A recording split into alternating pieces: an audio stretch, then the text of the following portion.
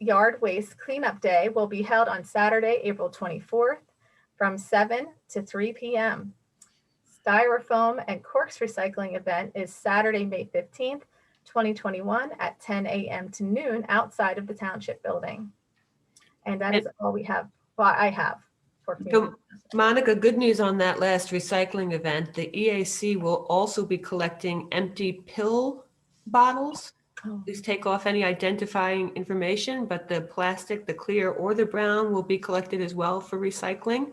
So I'm sure there's a COVID joke in there between wine corks and pill bottles, but we'll leave that alone. I also right now at this moment in time, I know that some of our Odyssey of the Mind teams are competing, so good luck to all those Pennsbury students that are involved. Anybody else? Dan? Yeah, in line with those last couple items, just a reminder, if you weren't aware that tomorrow is officially Earth Day, April 22nd. If the official website is earthday.org. This year's theme, it's near and dear to me, is the 5 pillars of Restore Our Earth. And if you want to learn more about that, you can go to that website. But the 5 pillars quickly are the Canopy Project, which is essentially planting trees, food and environment, the Great Global Cleanup, climate literacy, and the Global Earth Challenge, if you want to learn more about that. And the only other thing I have to say, because she's watching, is happy 4th birthday to my youngest daughter, Isabel. It's this week, so don't get it put her to sleep tonight, but I can say that. All right, anybody else? Monica, are there any organizations? No organization. Okay, well, that will move along to agenda item number 6. Consider approval of the minutes for April 7th, 2021. Is there a motion? So moved. Thank you, James. Thank you, Dan. Any discussion? Any public comment? No public comment. That will call the question. All those in favor of the motion, please signify by saying aye and raising your hands. Aye. Aye. Great. The motion passes 5-0. Agenda item number 7, the treasurer's report. Let's see. I make a motion to approve the interfund transfers in the amount of $721,425.76. Is there a second? Thank you, James. Any discussion? Any public comment? There is no public comment. And with that, we'll call the question. All those in favor of the motion, please signify by saying aye, raising your hand. Aye. Aye. Motion passes 5-0. Your turn again, Fred. Make a motion to approve the warrant list for April of 2021 in the amount totaling $2,228,984.77. Is there a second? Second. Thank you, James. Any discussion? Any public comment? There is no public comment. Okay, then with that, I'll call the question. All those in favor of the motion, please signify by saying aye and raising your hand. Aye. Aye. Motion passes 5-0. Moving on to agenda item number 8, the current status of the Lower Makefield Fire Services. Is Tim Chamberlain on the? We're bringing him in right now. Okay, and Bert, I assume you're going to kick this off for us. So yeah, I will. So Tim's coming in. Tim is the deputy fire chief of our local fire company, and Tim is a professional firefighter as well. He lives here in Lower Makefield. Tim is also an executive fire officer from the National Fire Academy. There are about 60 of those in Pennsylvania and only a few hundred in the country. So we're very fortunate to have Tim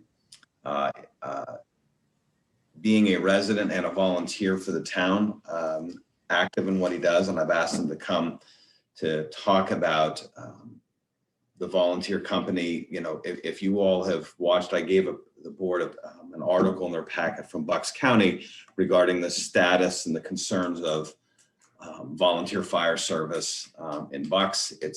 It's across the Commonwealth where these are getting it's getting more and more difficult to get volunteer firefighters. There's significant training requirements. You know, people tend to be more transient than they were 25 or 30 years ago.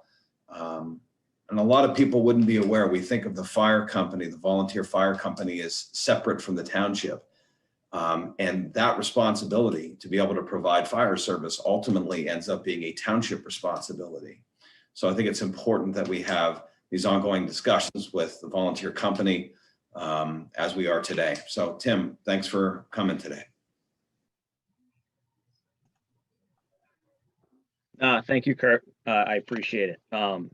Just so the board's aware, alongside of me is Chief Glenn Chamberlain, current chief of the fire department, has been chief for the last 18 years and been a key asset to the department where we're at. So as Kurt said, I believe you guys did receive the report from the Planning Commission.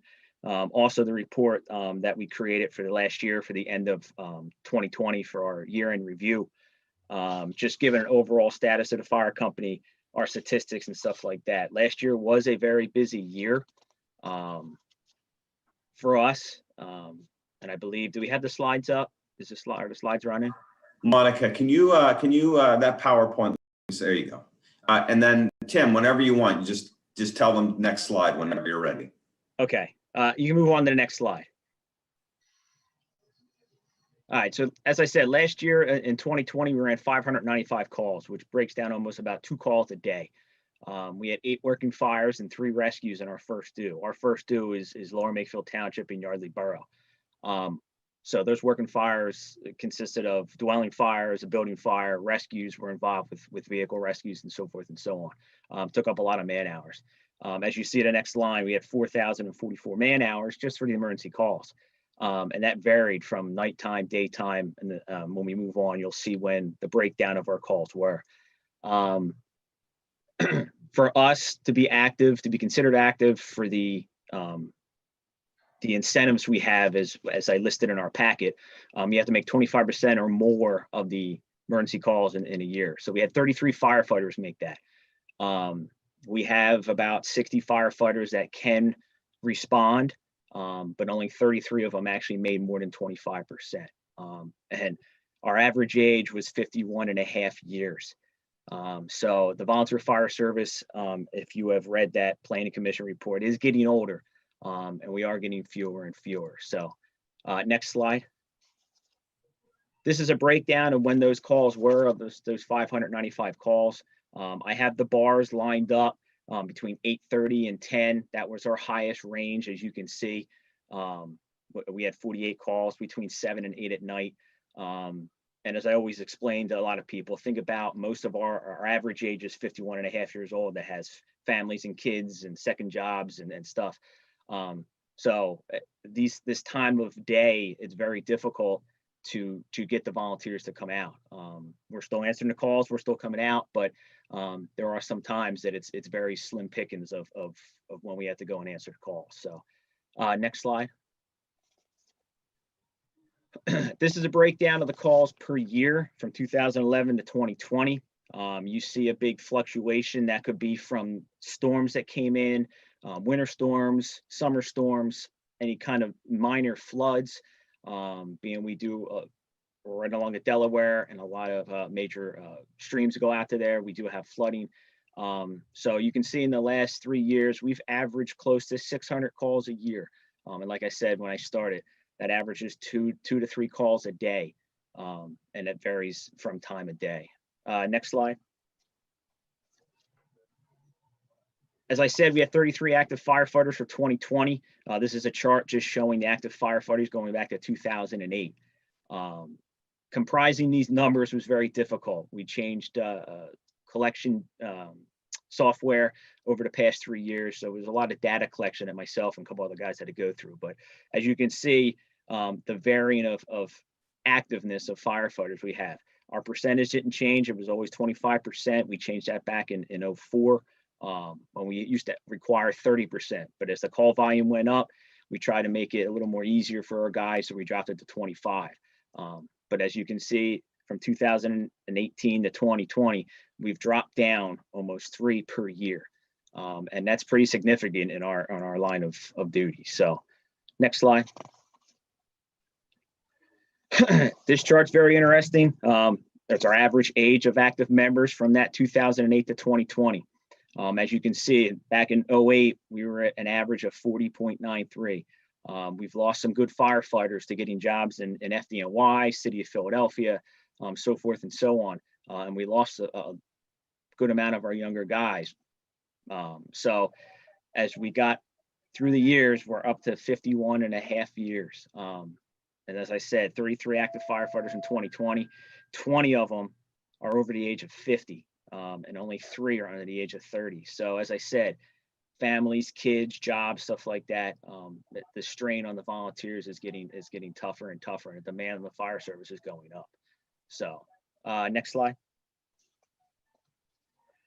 Training and certification, just to give a little overview, just to be a firefighter, just to get on the fire truck. The basic fire academy consists of 194 hours, which goes across 5 months. It's Monday and Wednesday nights from about 7 to 11, and then either Saturday or Sundays for 8 hours a day. So that's a lot to ask for our members coming in. Over the past 3 years, we've had about 12 members come in. Of those 12 members, we have 2 that are only active, that are still active.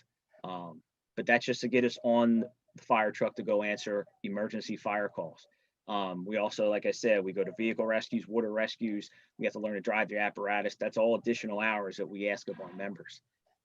As you can see in 2020, the members volunteered over 2,400 hours to training, whether it be in-house, going to the classes at the fire academy in Bucks County, which is one of the best, going to the state fire academy or going to the national fire academy. They spent a lot of hours. We were fortunate last year that of our 33 members, we have 75% of them certified to a national level. That's pretty important. There's only 76 companies in the whole state that actually have 75% of their members certified to a certain national level. That could be a hazmat level, could be a firefighter level, could be an officer level. But they took the time and went and got the national training and passed the level of certification. So that's a very good feat for us. We were very proud of that. So we have stickers to show it on our trucks. Fire prevention. Unfortunately, COVID really restricted us for last year. We usually go out to schools. We do fire prevention drills. We go to the daycares and dress up. So we really are pretty proactive with the fire prevention. So in lieu of that, we participate in a lot of drive-by celebrations. As COVID restrictions kind of lessened, the guys actually stopped, showed the truck off, put the ladder up in the air. So we did a lot of them. We started a social media page last year. That was a big hit. We try to put a lot of fire prevention reminders through that. We try to post what we do, all our trainings, any important stuff that we want to get out through our media pages, and it's been well receptive. So we were very happy with that. Next slide. So really, like I said, this is a quick overview. The members contributed over 7,200 hours in 2020 between everything.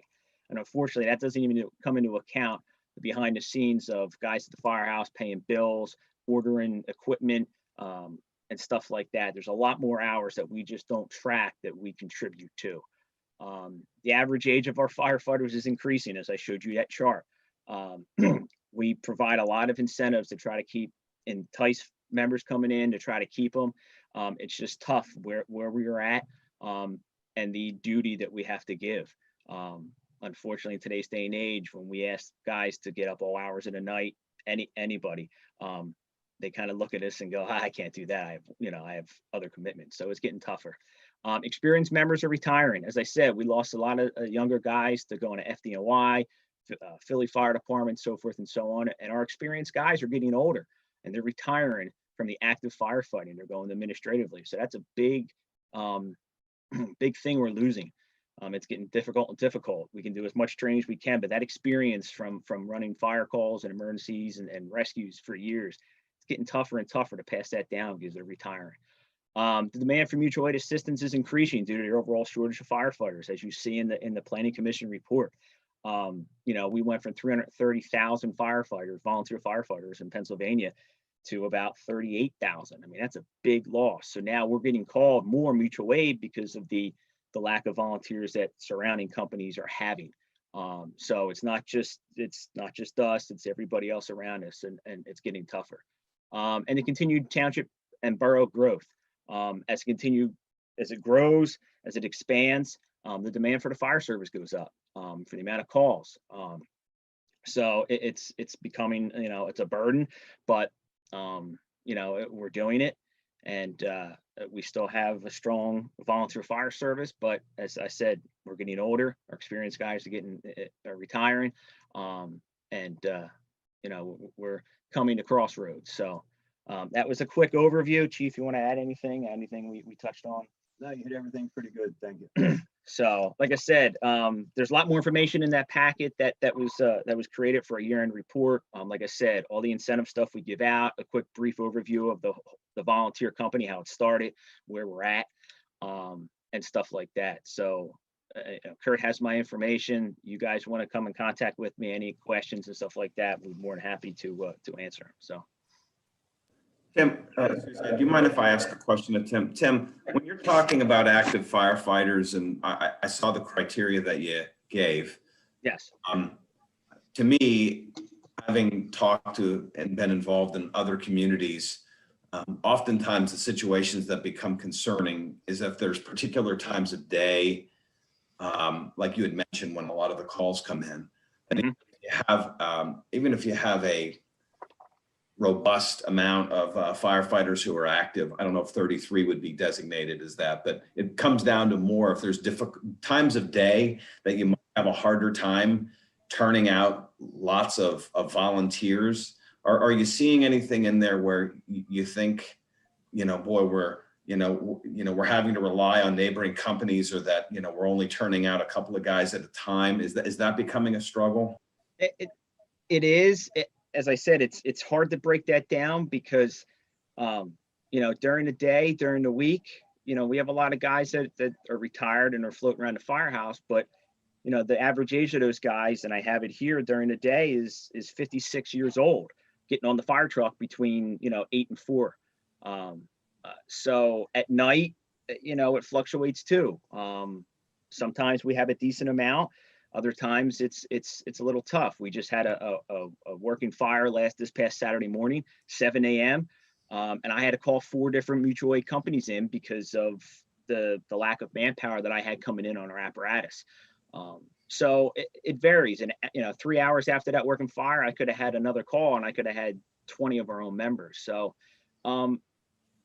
honestly, looking at it, daytime during the week is the older crowd. It's tougher.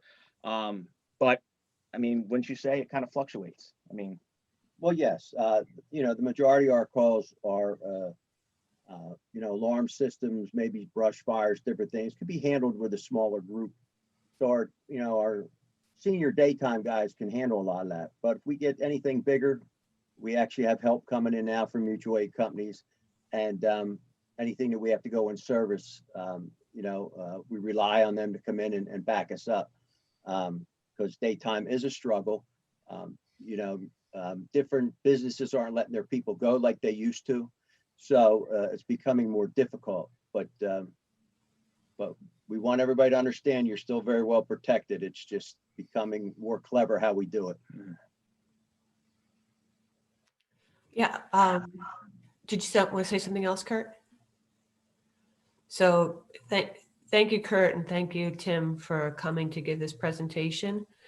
When I first came on the board, my fellow supervisors sent me to a lovely weekend in Hershey at PSATS, where I got exposed to a lot of different issues. And this was one of the first ones that I really became aware of. This, as you said, Tim, is not just an issue for Lower Makefield. It's an issue for all of Pennsylvania, if not the whole country, to the extent that it's serviced by any area is serviced by volunteers. So this is something we have to start thinking about. How are we going to move forward? If anybody wants to take this as a call to sign up, we would love to have you. All men, women are invited. Going through your materials, Tim, I was kind of startled. One of the firefighters, I would have watched him play basketball since he was 10, and now he's one of, your more senior, younger people. So I'm going to try not to bristle when you keep saying older, because, But, this is a real issue. This is one of the foundational issues that we all as a community have to come together and figure out how we're going to address, whether it be by volunteering or some other creative solution. So thank you. And thank you for all that you and your colleagues do for us. No Yeah, problem. Kurt. Suzanne, I do have one more thing if I could. One of the reasons I think it's important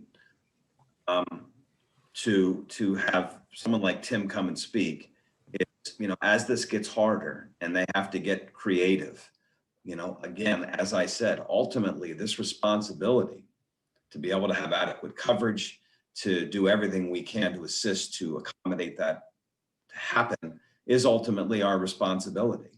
I'm not saying that we're there, so don't want anyone to misinterpret what I'm saying, but there have been other areas of Pennsylvania where there were not enough volunteers to even go to a call, where the town ended up being sued because in the end, there were not enough volunteers.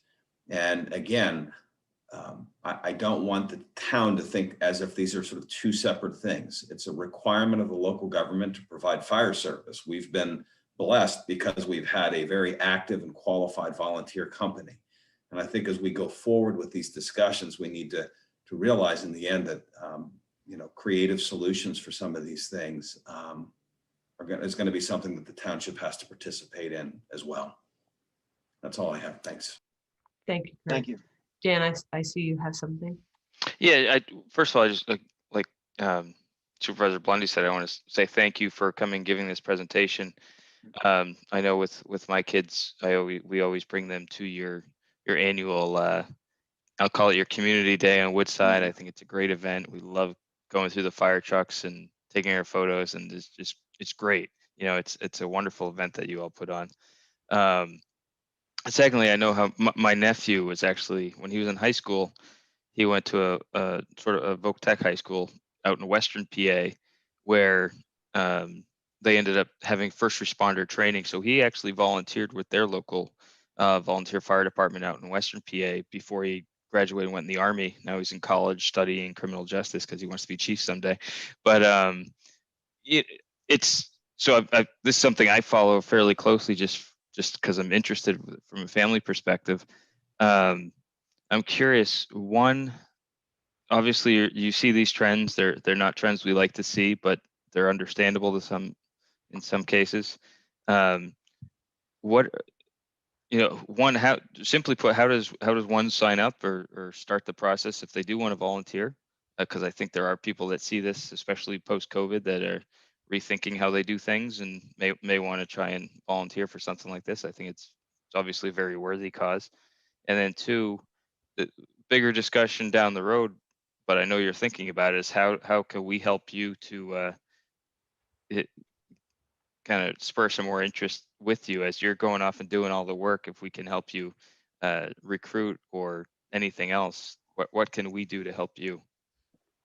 Well, if anybody's interested, they can go to yardleymakefieldfire.com. We have a great website.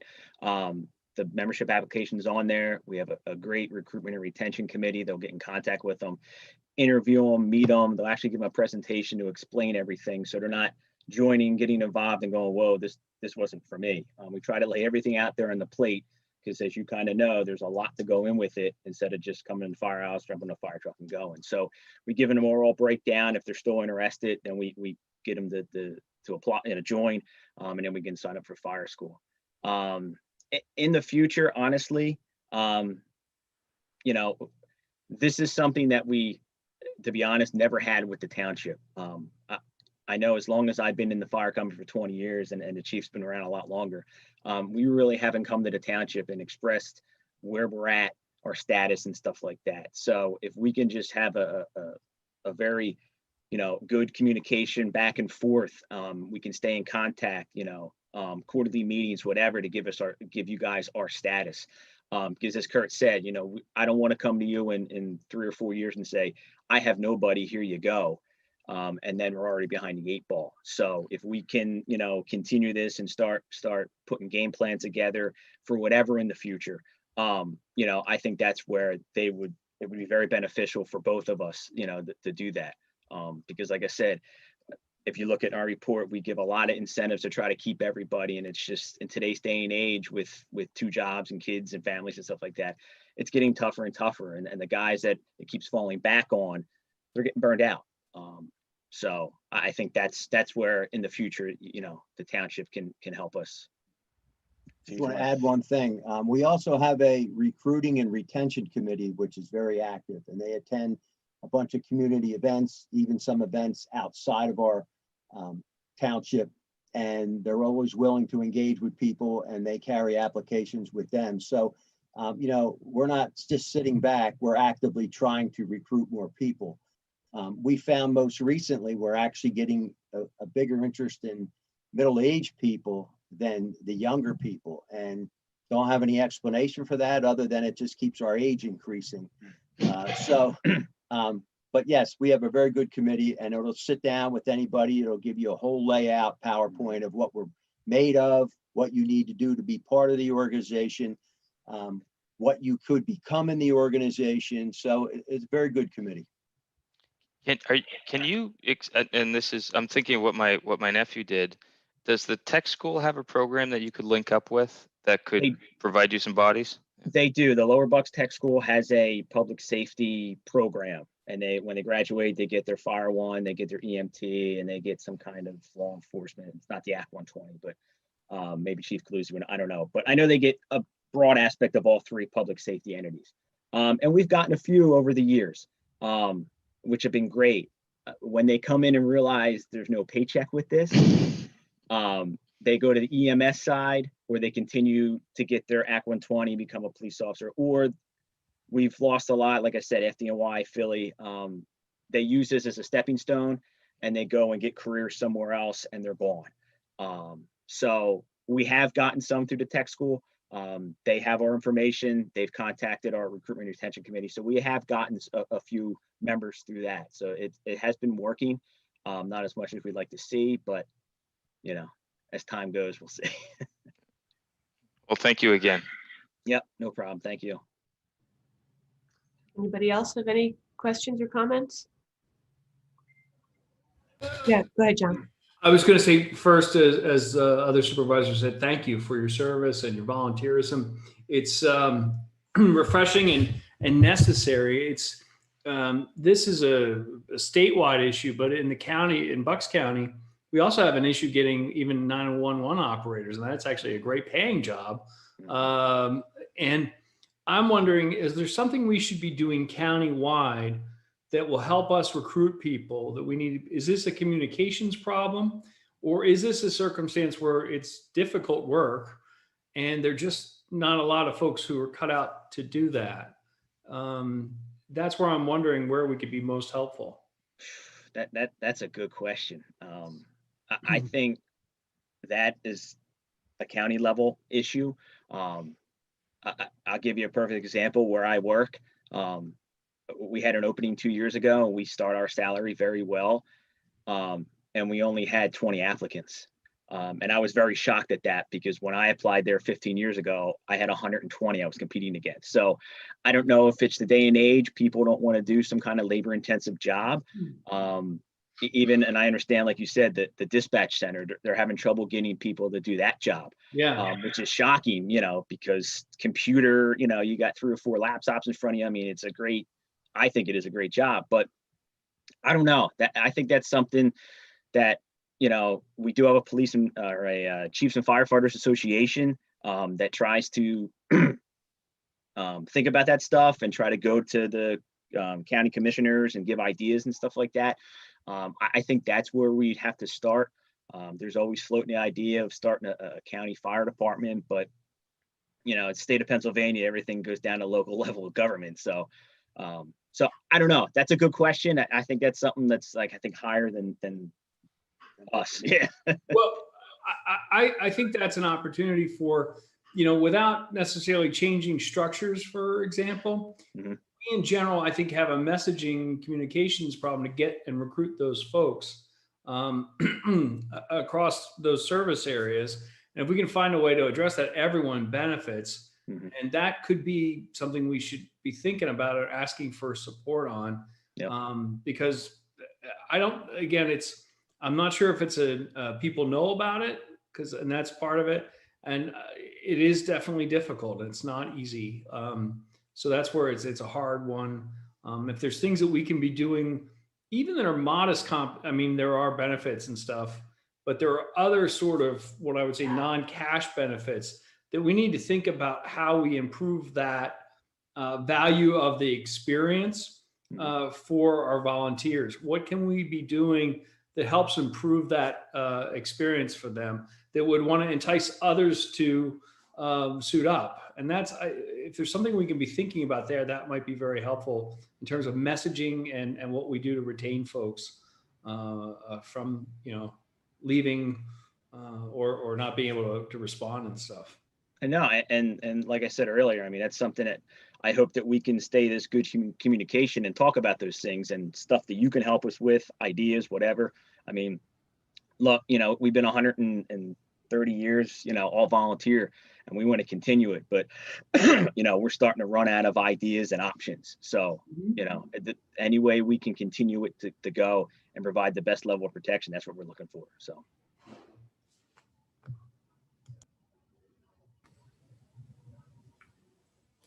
All right. If there's no more discussion from the board, Monica, is there any public comment? No public comment. Okay. Well, thank you again. And Thanks, Tim. yes, we look forward to hearing from you on a regular basis. So thank you for coming tonight, and thank you for all that you do. Yes, Thank you. Thank you. We appreciate it. All right. Thank you, guys. Have a good evening. You Thanks, too. gentlemen.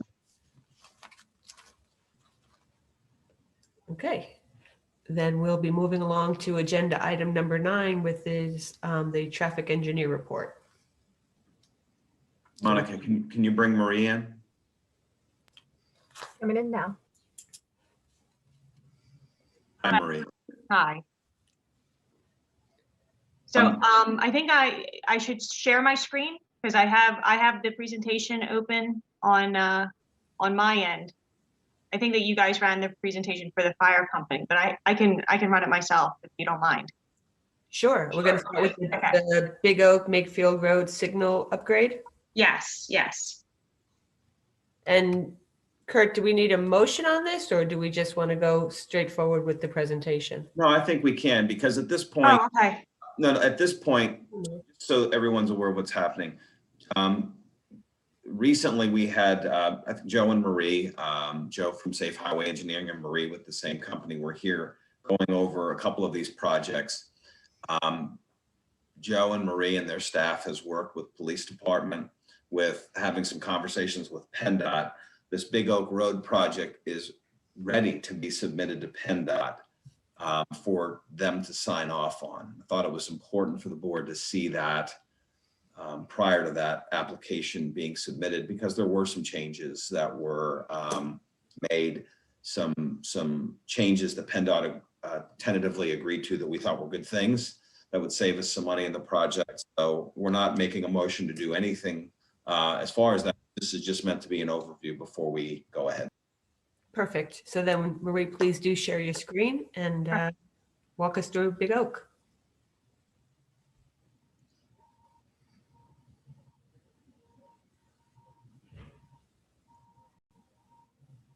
Okay. Everybody seeing that? Yes. Okay. Thank you very much for having me here in Joe's absence. I appreciate the opportunity. So yeah, tonight I'm going to update everyone about the Big Oak Makefield Road signal project.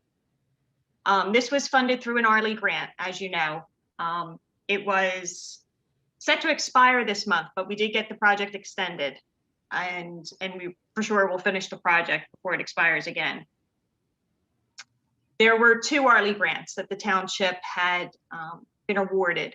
This project, and then there was another traffic signal interconnect project that we can talk about as well later on. This project had a total estimated cost of $295,000 for signal upgrades and some ADA and pedestrian improvements. The local match was $35,000. This is the 1976 traffic signal plan. To orient you, I'm not sure, can you see my cursor as I'm circling on the screen? Yes. Okay, so this is the gas station, and then over here is the Catholic school and church. Further to the north is Penwood Middle School. And this is the new plan. So I'm going to walk you through some of the changes since the 1976 plan to this plan and what it means. Firstly, there was new traffic signal equipment. As you know, the intersection has a single mast arm that holds the traffic signal. So now it'll have 4 new mast arms.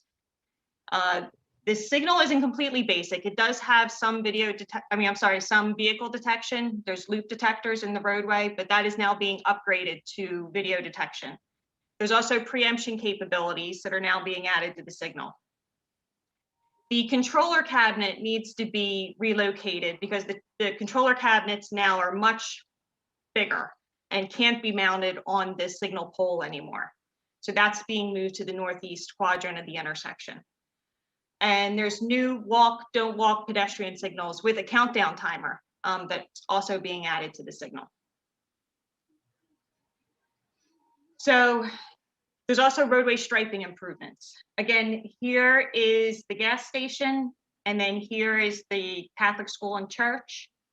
Some of the striping modifications are we're adding the crosswalk on the westbound leg with high visibility crosswalks on the 3 legs. There's a stop bar adjustment on the northbound approach. You'll see that the left turn lane stop bar is being pulled back to help facilitate eastbound vehicles. So a vehicle coming this way and looking to make the right turn, it was a pretty tight squeeze between the hardware that was on this corner and where the stop bar is today. Lastly, there is some striping that's already been put in place here on the westbound approach. This is a better schematic of that striping. You'll see that this was an 18-foot wide approach. So we actually delineated a 12-foot wide lane. This will help a vehicle that's trying to skirt around someone that's waiting to make a left turn. With this striping, the vehicle that's making the left turn will be further toward the double yellow line. The intersection will have 6 new ADA curb ramps. And what's shown in the picture here is there's a new surveying equipment. This is a camera called Adam that we used. It surveys each of the existing curb ramps as far as their elevation and slope. There's some modifications to the traffic restrictions at the intersection. Right now, the intersection operates with no turn on red on all the approaches. And that was primarily because of the pedestrian traffic. So the right turn on red restriction is going to be modified to be only when there are pedestrians present. It'll likely be some kind of time, during the morning and school dismissal periods.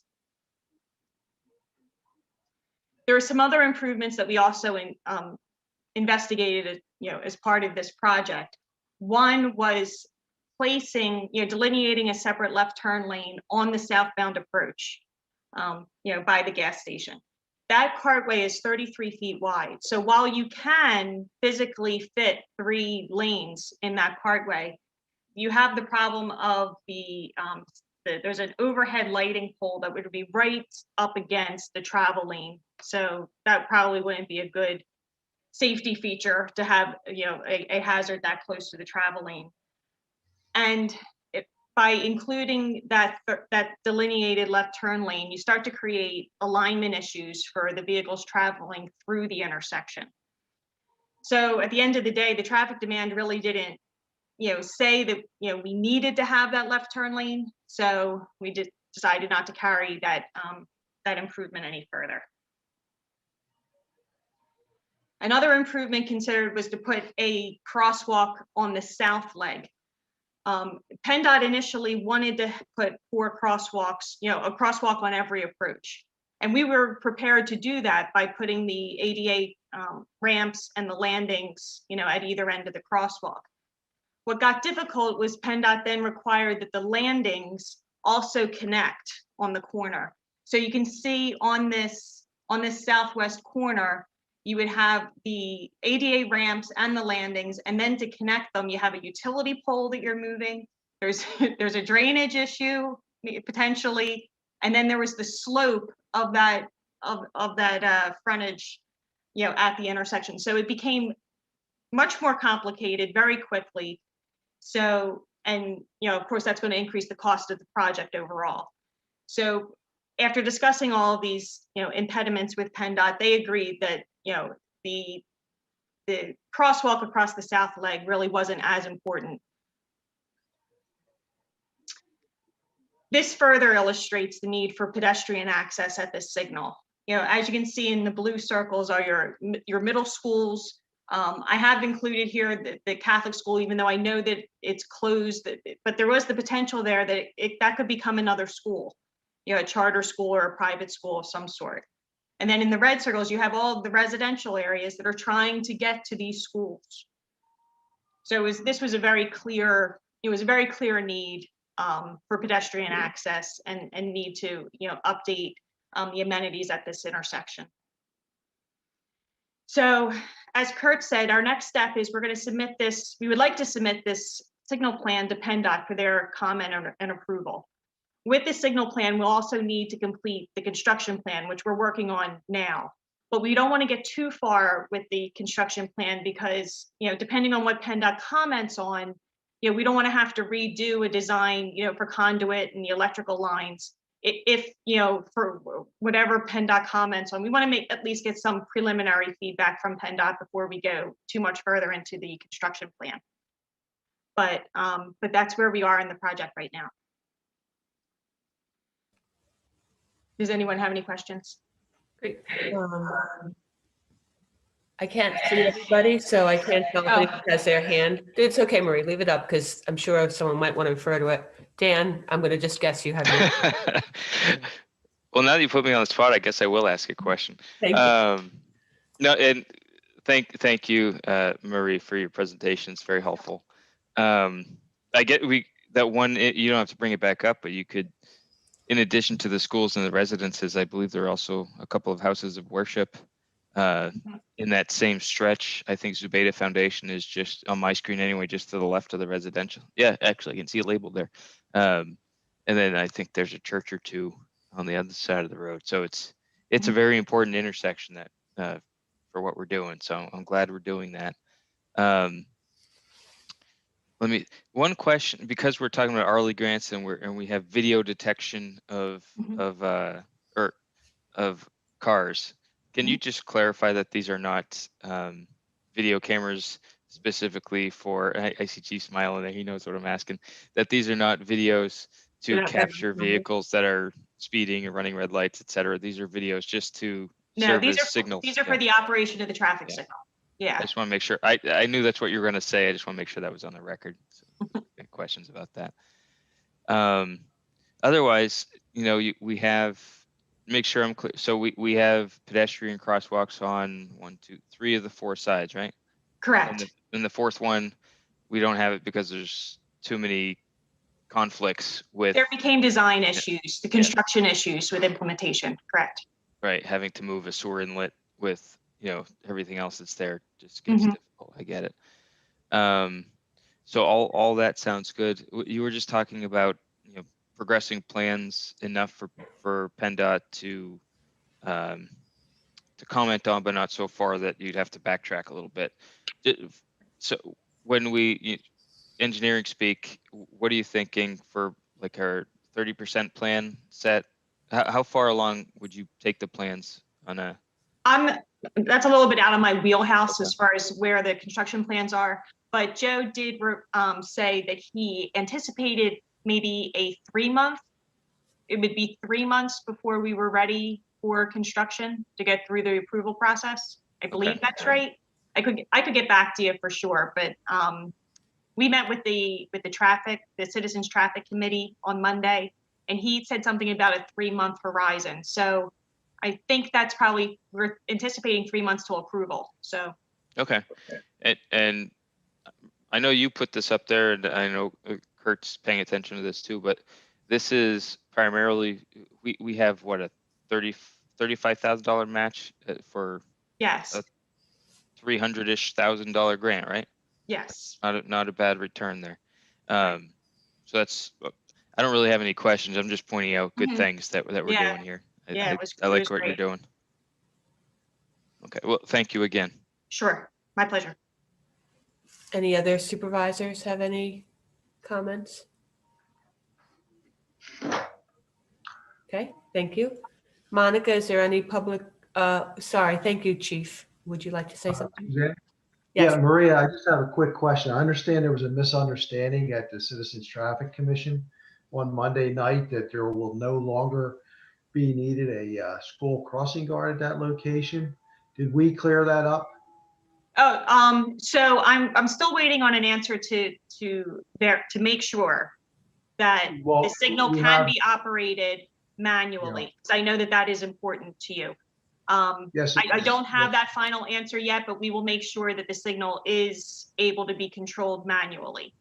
Now, as far as Regardless of whether it's controlled manually or not, we have no intention or plans of not having a crossing guard at that location. and I know of no one that was asking for that.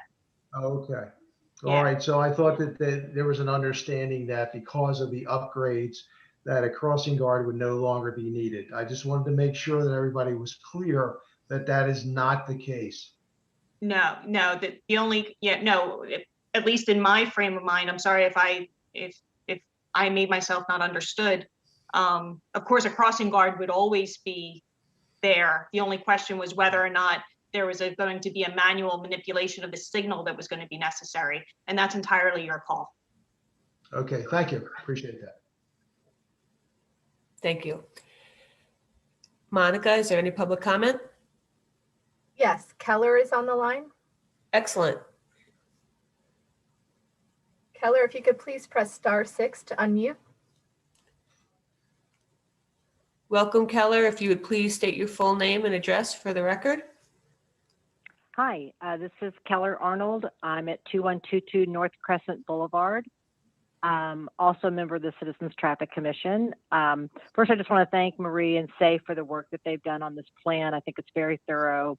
And thank you, Chief Caluzzi, for clarifying that one point, because that was one of my questions. I'm really just calling in to re-emphasize the large number of 12 to 15-year-olds that walk and bike through this intersection on school days. It's part of my normal commute. There are just hordes of them. I mean, sometimes there's 10, 15, 20 kids at that intersection crossing. Maybe you haven't seen that as much because of COVID and the way they were in school, but when we get back to normal, I just wanted to make sure that we're all aware there are a lot of kids there, and their safety is paramount. And I think everyone in the community is going to agree on that. I'm asking that the LMT Police and the Pennsbury School District and SAFE work together with a special focus on the protection of those kids. I think Chief Caluzzi's statement about making sure that there's still going to be a crossing guard there, whether or not it's he has signal control, is critical, because that was one of my concerns that happened. So that's all I wanted to say. I appreciate the work. I'm glad we're improving this intersection. There's so many kids there, and I know that no one wants anything to happen to them. So thanks for taking my comment. Of course. Thank you for calling, Keller. Monica, is there any other public comment? No further public comment. Suzanne, I just have a quick question. You'll have to call in and state your full name. Hey, Chief, the crossing guard is most effective with the handheld device. Is that correct? Yeah, it would be very helpful. And it's also helpful to the police officers when there's special events going on or activities there to be able to control that light from that location. And I believe it's the northwest corner, Maria, if I'm not mistaken. But it's going to now be located in the northeast corner. Correct. Okay, yeah. So certainly it would be helpful to have that there. And But Marie, it can be, I'm sorry, go ahead. no, but it can be done by a police officer or crossing guard, no matter what location it is, but it would be helpful to have it on the northwest corner. Marie, can we make it a point to make sure that that's part of the improvement then? Is that handheld device then? That's what I'm double checking on. Okay. But yeah, so I want to make sure that the original design does have that capability. And if it does not, we'll make that change. I appreciate it. Thank you. Thank you.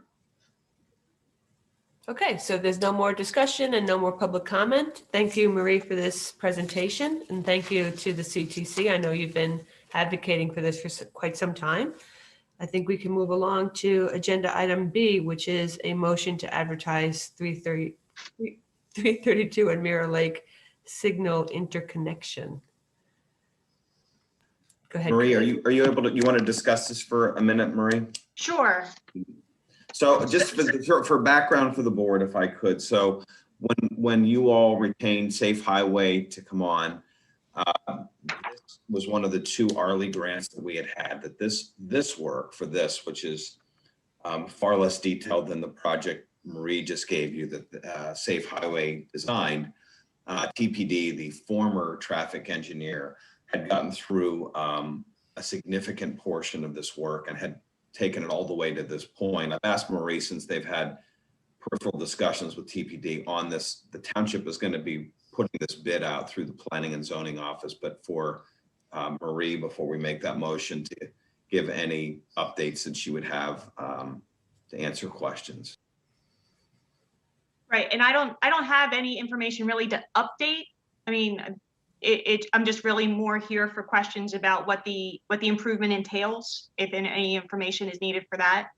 My understanding is it's being upgraded with a fiber optic connection so that the signal can be incorporated into the existing signal system on 332. It extends the signal system just a little, it will be the last signal along the corridor between this signal and I believe it's the Durham Road Newtown Shopping Center is the last signal in the west on this signal system. And I want to stress that this work that's being done is really just to put the guts in, the fiber optic connection. The next step after that will be to actually absorb it into the signal system. That is yet to be done. So the motoring public they're not gonna notice anything. Right. Okay, so with that, is there a motion?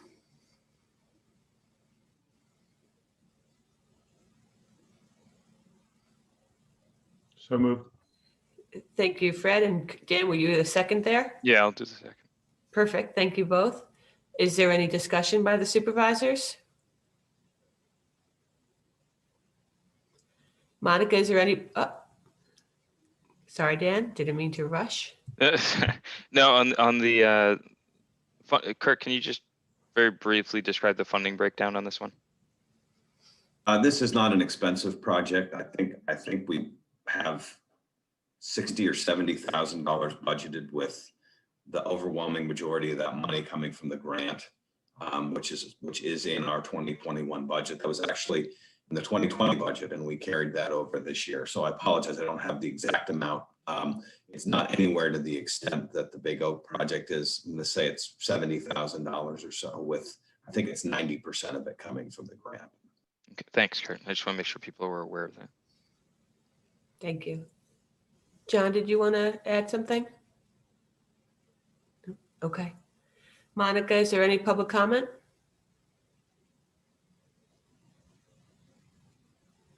There's no public comment. Okay, then with that, I'll call the question. All those in favor of the motion, please signify by saying aye and raising your hand. Aye. Aye. Aye. Motion passes 5-0. Thank you. And then the last is to consider a resolution authorizing the submission of a traffic signal maintenance agreement for the Prickett Preserve at Edgewood. Right. So you may recall that whenever the township would need to revise a traffic signal or add a traffic signal, there would be the need for a resolution that the township would pass to testify that yes, that they will agree to maintain the signal.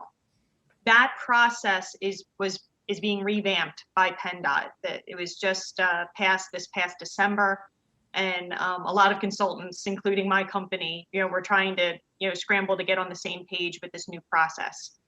Tonight, you're being asked to pass one resolution to state that the township manager has the authority to enter into this traffic signal maintenance agreement. And this agreement will streamline the process in that the township will not have to pass another resolution about traffic signal agreements again. There'll still be the need to do what's called a TE 160, which describes what the improvements are, or the revisions with any, new signal. But there will not be the need for any additional resolutions about what maintenance agreement the township agrees to maintain the signal. That will be taken care of in this process. So I believe that resolution is being asked for tonight. And then I plan to follow up with Jim Majewski to actually complete the agreement part of the traffic signal maintenance agreement, of which this resolution is attached, and submit that to PennDOT. That agreement needs to be in place in order for this Big Oak and Makefield Road signal, for that permit application to be approved, as well as for several other traffic signal permit applications that are being done through Prickett Preserve. So it is a very timely need. Thank you for that. Ken, I see that you're unmuted. Is there something that you wanted to say, or? No, not about the signal maintenance, but I just wanted to ask Maria if if the engineers for McMahon submitted revised plans for the traffic signal going into the Prickett, and also for the left-hand turns in to Shady Brook and into Prickett. Do you know if that? So they did do an initial submission, and of which we commented that the signal phasing needed to be modified to allow for that movement into Shady Brook. Right. I believe they completed that revision. They also completed some revisions that we requested, the right turn signalization. The right turn channelization island. That's also a modification to the signal permit. They have made those revisions, but they have not submitted that to PennDOT yet. And they know that the traffic signal maintenance agreement also needs to be completed before they can get approval. Okay. All right. Do they need approval of traffic maintenance before they can submit that, or do they? Okay. So they need to submit the TE 160 form, and the TE 160 form points to this, traffic signal maintenance agreement that we need to complete. Okay. So to answer your question, yes, yes, McMahon did submit once. They need to submit again because there were comments that they needed to reply to, but ultimately they will not get approval without this signal maintenance agreement in place. Okay, thank you. And Jim, I see that you've joined us. Is there something that you wanted to add to the discussion? No, I was just going to chime in case some question came up. I know Captain Roach had called earlier today just to inquire if they were making those changes that we had discussed in a meeting a few months ago. And I believe the answer is yes, they're making those changes. And we'll review that prior to submittal. Thank you for following up on that. So with that, is there a motion for the resolution?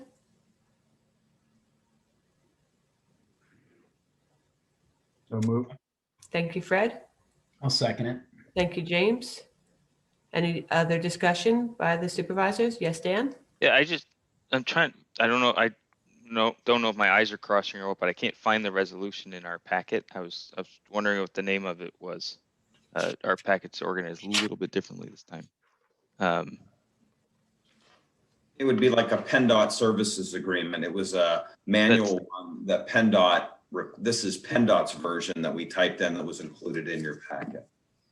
Okay, I just couldn't find the naming nomenclature might be not coming to me. Would it be helpful, Dan, if I read it? Because I'd be happy to do that. Yeah, that would be fine. I don't want to take too much time. I just want to make sure we have it. No, it's not very long at all. So Be it resolved by the authority of the Board of Supervisors of the Township of Lower Makefield, Bucks County, and it is hereby resolved by authority of the same that the township manager of said municipality is authorized and directed to submit the attached traffic signal maintenance agreement and to submit future modifications to the attached traffic signal maintenance agreement either in writing or via electronic signature to the department, and to sign this agreement on behalf of the municipality, and then signature lines, and I have to, the chair signs it and then Gotcha.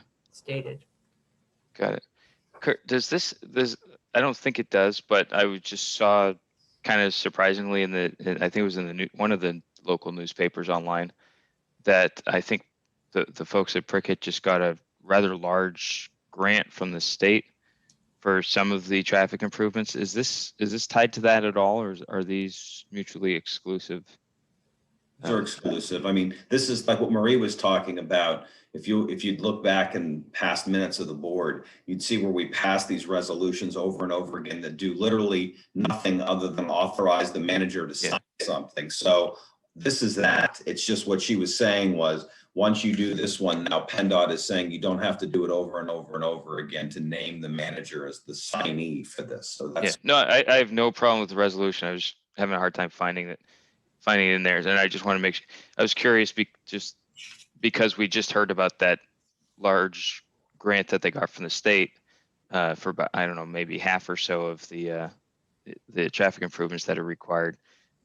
Just want to make sure this wasn't part and parcel of that in case it had larger effects down the road. That's all. Is there any other discussion?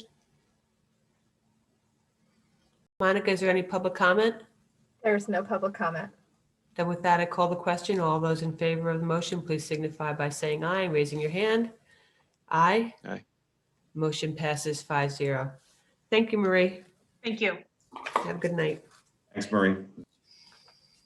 With that, we're moving on to agenda item number 10, the engineers report. Sorry about that, Andy. That's okay. Hi, Supervisors. You have my report in your packet. I'm going to dive right into the agenda items here that are listed. The first one is to consider the award for the 2021 bike path reconstruction project.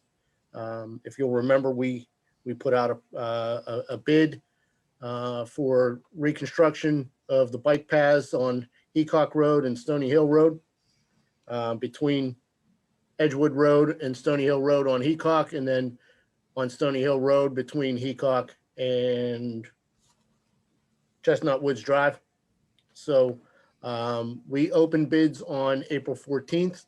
There were a total of 5 bidders. The ranges were $29,160 to $41,855. We've reviewed the low bid. It was from Polaris Construction.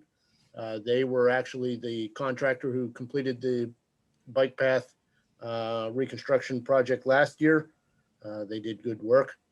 And so we believe that the number is reasonable. It came in approximately 4% over our estimate, but we believe that this price is reasonable, and therefore we would recommend the award of the 2021 bike path reconstruction project to Polaris Construction in the amount of $29,160.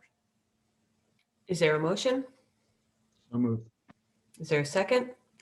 Thank you, John. Thank you, Fred, for the motion. Is there any discussion? Any public comment? There is no public comment. Okay, then with that, I'll call the question. All those in favor of the motion, please signify by saying aye and raising your hand. Aye. Aye. Dan, are you there? The motion carries 4-0. Thank you.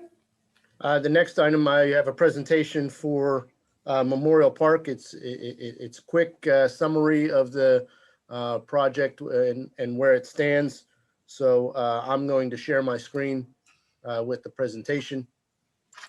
Andy, if you don't mind if I jump in just for the board's sake, because you'll recall at the last meeting, you all had given approval to go ahead and take this out to bid. Since since it had been a little bit since you'd seen it, I thought it would be useful to just take a look at this. We've sort of reconfigured how we were going to bid this. That was the part of the last meeting. So we will be ready to take this out to bid in very short order, but the board did already approve that motion. Yeah, so in summary, we have a grant that expires at the end of this year, but they've indicated that they would accept an extension of that grant. That's in the amount of $250,000, and there's a township match in the amount of $250,000. We put this bid out in 2019, in the fall of 2019. We received 2 bidders, and the lowest bid was $875,000. When we had spoken with the bidders, they seemed to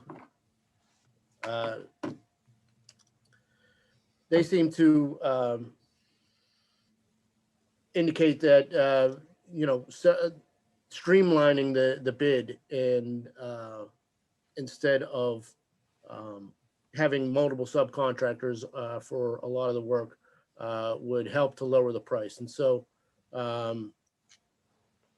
we've made changes to the scope of the project, or to the bid, to assist in bringing the costs down. So I want to stress that we're changing the bid, but we're not changing the project. A lot of this is still going to remain in the project, but there's other avenues where the township can pursue to get this work completed without including it in this particular bid. So the scope of work changes to this particular bid are to eliminate the gazebo, eliminate the pavilion, eliminate the exercise equipment, eliminate the playground. We're eliminating landscaping as there's 23 trees. We believe that we have adequate funding within the tree bank fund where the township can still provide those trees and leave that outside of this bid. And then the horseshoe pits and the bocce courts would be included in this bid as add alternates. So this is just a close-up of Memorial Park. You can see the main driveway coming up through the middle, from the bottom of the screen to the Excuse me, middle. Indy, can you put your presentation on play? It's very small on the screen for people to see. You might want to switch your screens because we're seeing your note setting. Yes.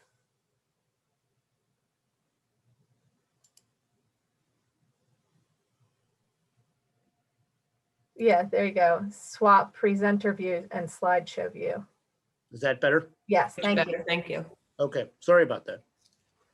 So coming through from the bottom of the screen, there's the flagpole in the middle and the 9/11 memorial at the top of the screen. On the left side, there's an existing parking lot. And then we are supplementing that existing parking lot with a new parking lot. That's to remain within the bid. Then on the right side, you'll see there is a walking path. There are tennis courts, pickleball courts. Those are all remaining within the bid. The gazebo, the playground, the pavilion, and the equipment pad are all being removed from the bid. So you can see this is what the project under this current bid would look like. And you have the proposed bocce courts and the horseshoe pits up top that would be included as add alternates.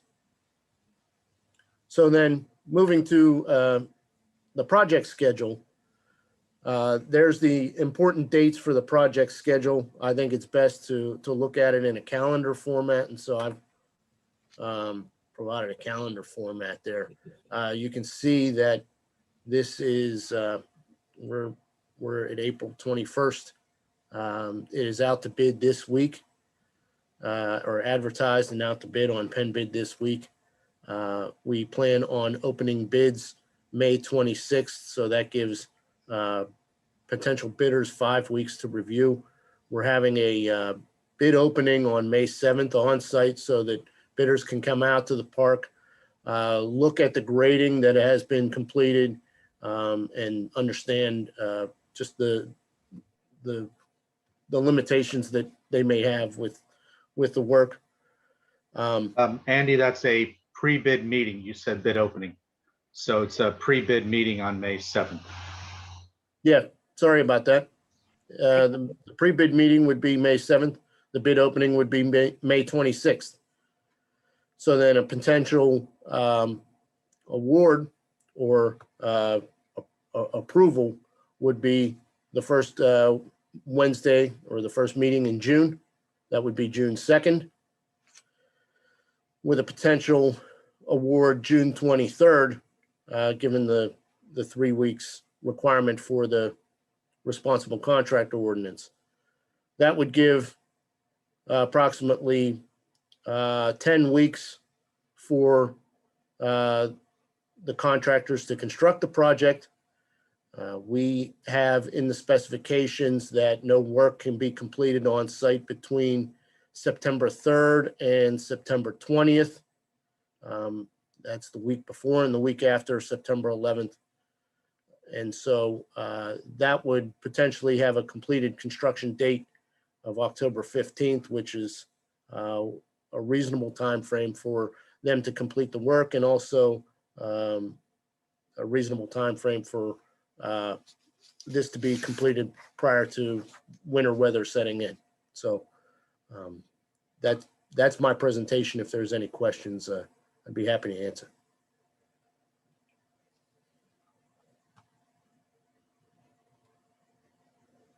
Hearing none, I'll stop sharing my screen. The only other item that I have is an update to my report is a bit of good news. The township was notified today by the Department of Community and Economic Development that the application for the Woodside Road Bike Path grant was awarded in the amount of $353,000. We received a grant for the Woodside Road Bike Path project. So that was good news. And I'll be working with township staff and DCED to make sure that we're putting something together that would meet those requirements for the grant. Real quick point, if I could. So as Andy said, we'll work together on that. That is in our budget this year. We do have another grant that was awarded to the township in a previous year for some of the soft costs for some of the engineering work. And even though the grant that was awarded was $100,000 less than we requested, we do believe that there's some offsets with work that we may we will no longer have to proceed with. Jim, you're still there. What was the one that you were mentioning to me as far as you believe that would be about a $60,000 savings? That would be the pedestrian bridge over the canal. We had that in our estimate as $60,000. And that is work that is being done by the Delaware River Joint Toll Bridge Commission. And so it's no longer needed on this project. So I think, we'll come back with something here, but and we'll come up with a time frame and have that for you soon. That was great news today. Good work, Andy. And I just want to make sure, Monica, that there was no public comment on the Memorial Park expansion project. No public comment. Thanks. Great news. Okay. Then with that, if there's no further discussion, we can move along to more engineers. This one who wants to talk about sewage. Agenda item number 11. Come on, if you could grab Fred, bring him in. He's on his way in. Hello, can everybody hear me? Yes. Okay, for whatever reason, my screen disappeared on me. But Kirk, can you put up my PowerPoint presentation? Okay, what I wanted to go over with you guys tonight is to give you an additional update on the 2020 projects, but more importantly, seek authorization for the last two 2021 projects that we'll be doing this year, which is the Silver Lake Pump Station mechanical upgrade and the Buck Creek Liner project. Kurt, if you go to the next slide, I will quickly go through just the other projects. We are completing the Jordan Place Pipeliner project is complete, and we just did the contractor has completed his punch list items. So we'll be recommending approval at the next meeting for payment of that, but we have completed that project and all punch list items are done now. Next screen, please. Next one is a sewer manhole contract. Once again, the project is complete. Only thing that remains is a release of retainage.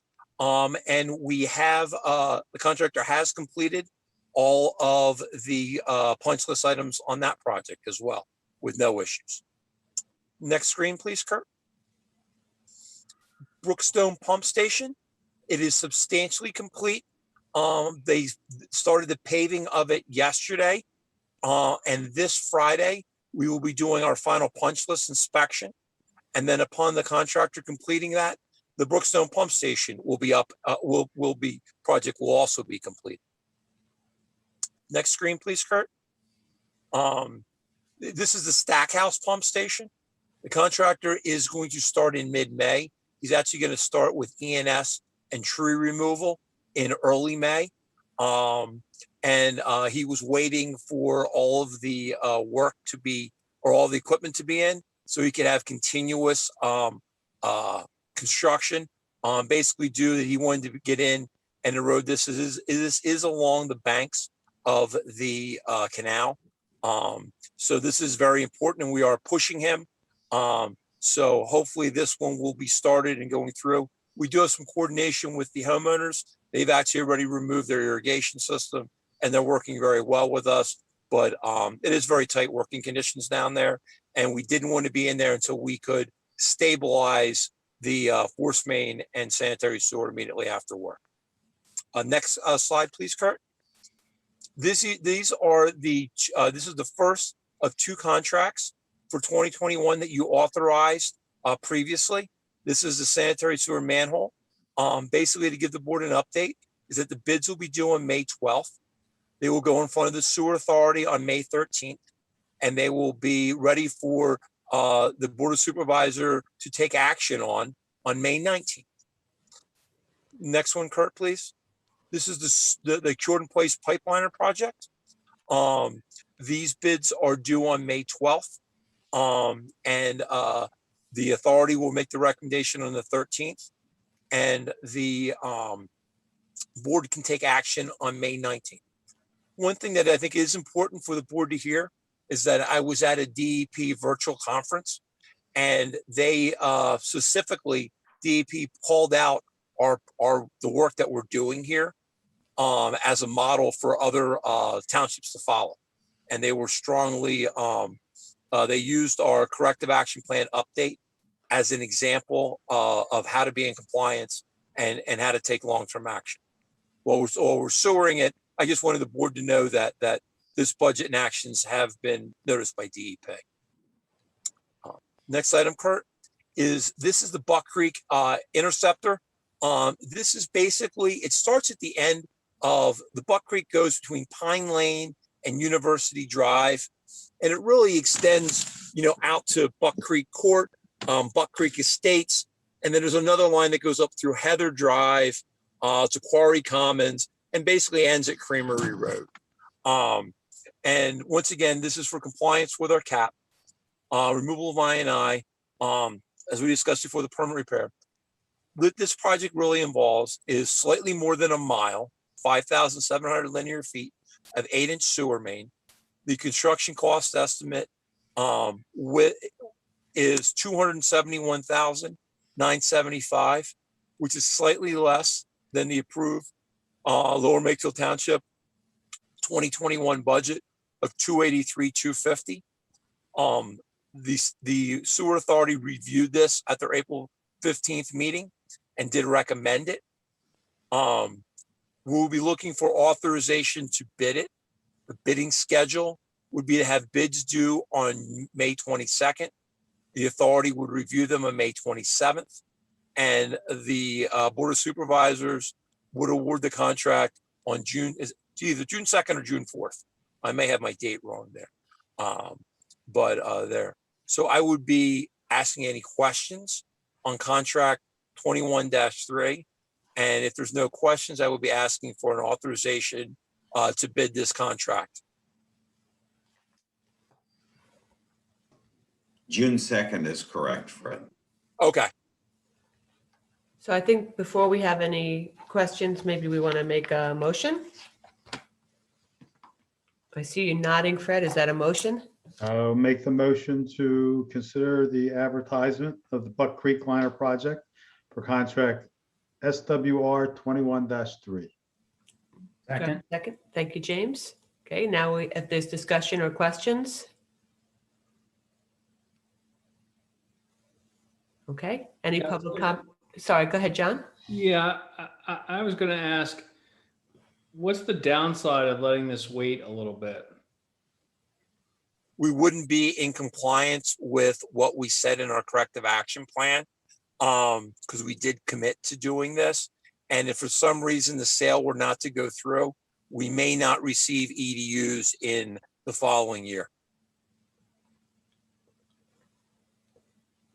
The only reason that we were able to get the number of EDUs we did this year was based on our commitment and then the implementation of that last year.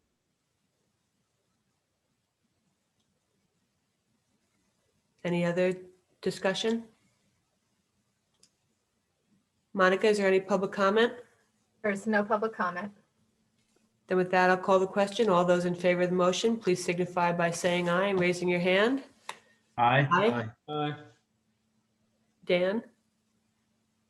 Motion passes 4-0. Thank you, Fred. Dan had to step away. I got a text from him that he had to step away for a second, so he'll be back. Thank you, John. Two items.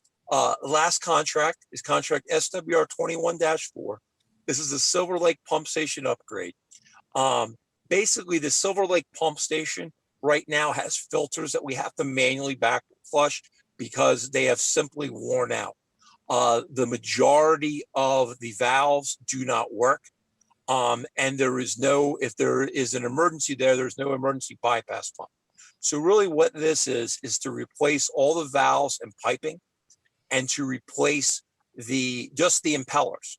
To do a full upgrade of this pump station is something that the person that purchases the sewer system is going to have to do in the future, but that's going to be $1 million plus project.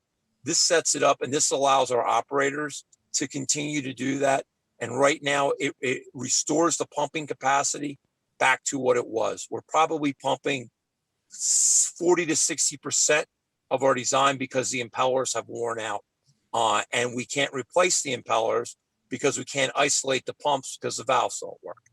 So the engineer's estimate on this one is, and there is a typo on there. It's not 391,000, it's 319 for the estimate, is 351,450. And the approved budget for this is 360,500. The sewer authority reviewed this and recommended this to be bid at their April 15th meeting. And this would follow the same exact schedule as the Buck Creek. The bids would be due on May 26th. The authority will review this and make a recommendation to the Board of Supervisors on May 27th. And then the Board of Supervisors can take action to award the bid at their June 2nd meeting. So I'll be looking for a motion to authorize this for bid. Is there a motion? I'll make that motion to advertise the bids for upgrading Silver Lake Pump Station contract SWR 21-4. Got to be quicker, James. Fred said it so much more eloquently than I did. I will second that motion.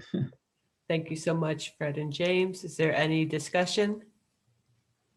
Yes, John. Now, are these, explain why the impellers are worn down. Are they like centrifugal impellers or what kind of impeller are we talking about? Yeah, absolutely. There's centrifugal propellers, and just from having the grit and debris that's in there going at a very high rate of speed, they just wear out. So the impellers look kind of almost like a boat impeller does, like a boat prop does. And when you nick the bottom, what ends up happening then is they wear unevenly, and then they start to break off, you know, and wear out. The ones that we've pulled out actually on another similar pump station in the township, will almost look like Swiss cheese. They had actually had holes because they go so fast. Once they get pitted, it actually goes through. So yes. Any other questions or discussion items? Monica, is there any public comment? There is no public comment. And with that, I'll call the question. All those in favor of the motion, please signify by saying aye and raising your hand. Aye. Aye. Motion carries 4-0. Thank you, Fred. Yep. I think the last item that I have on my items is recommendation for payment request 2 to Blooming Glen Contractors for the Brookstone Pump Station upgrade in the amount of $181,033.47. And that is for work completed in the scope. Is there a motion? So moved. Thank you, James. Second. Thank you, Fred. Any discussion?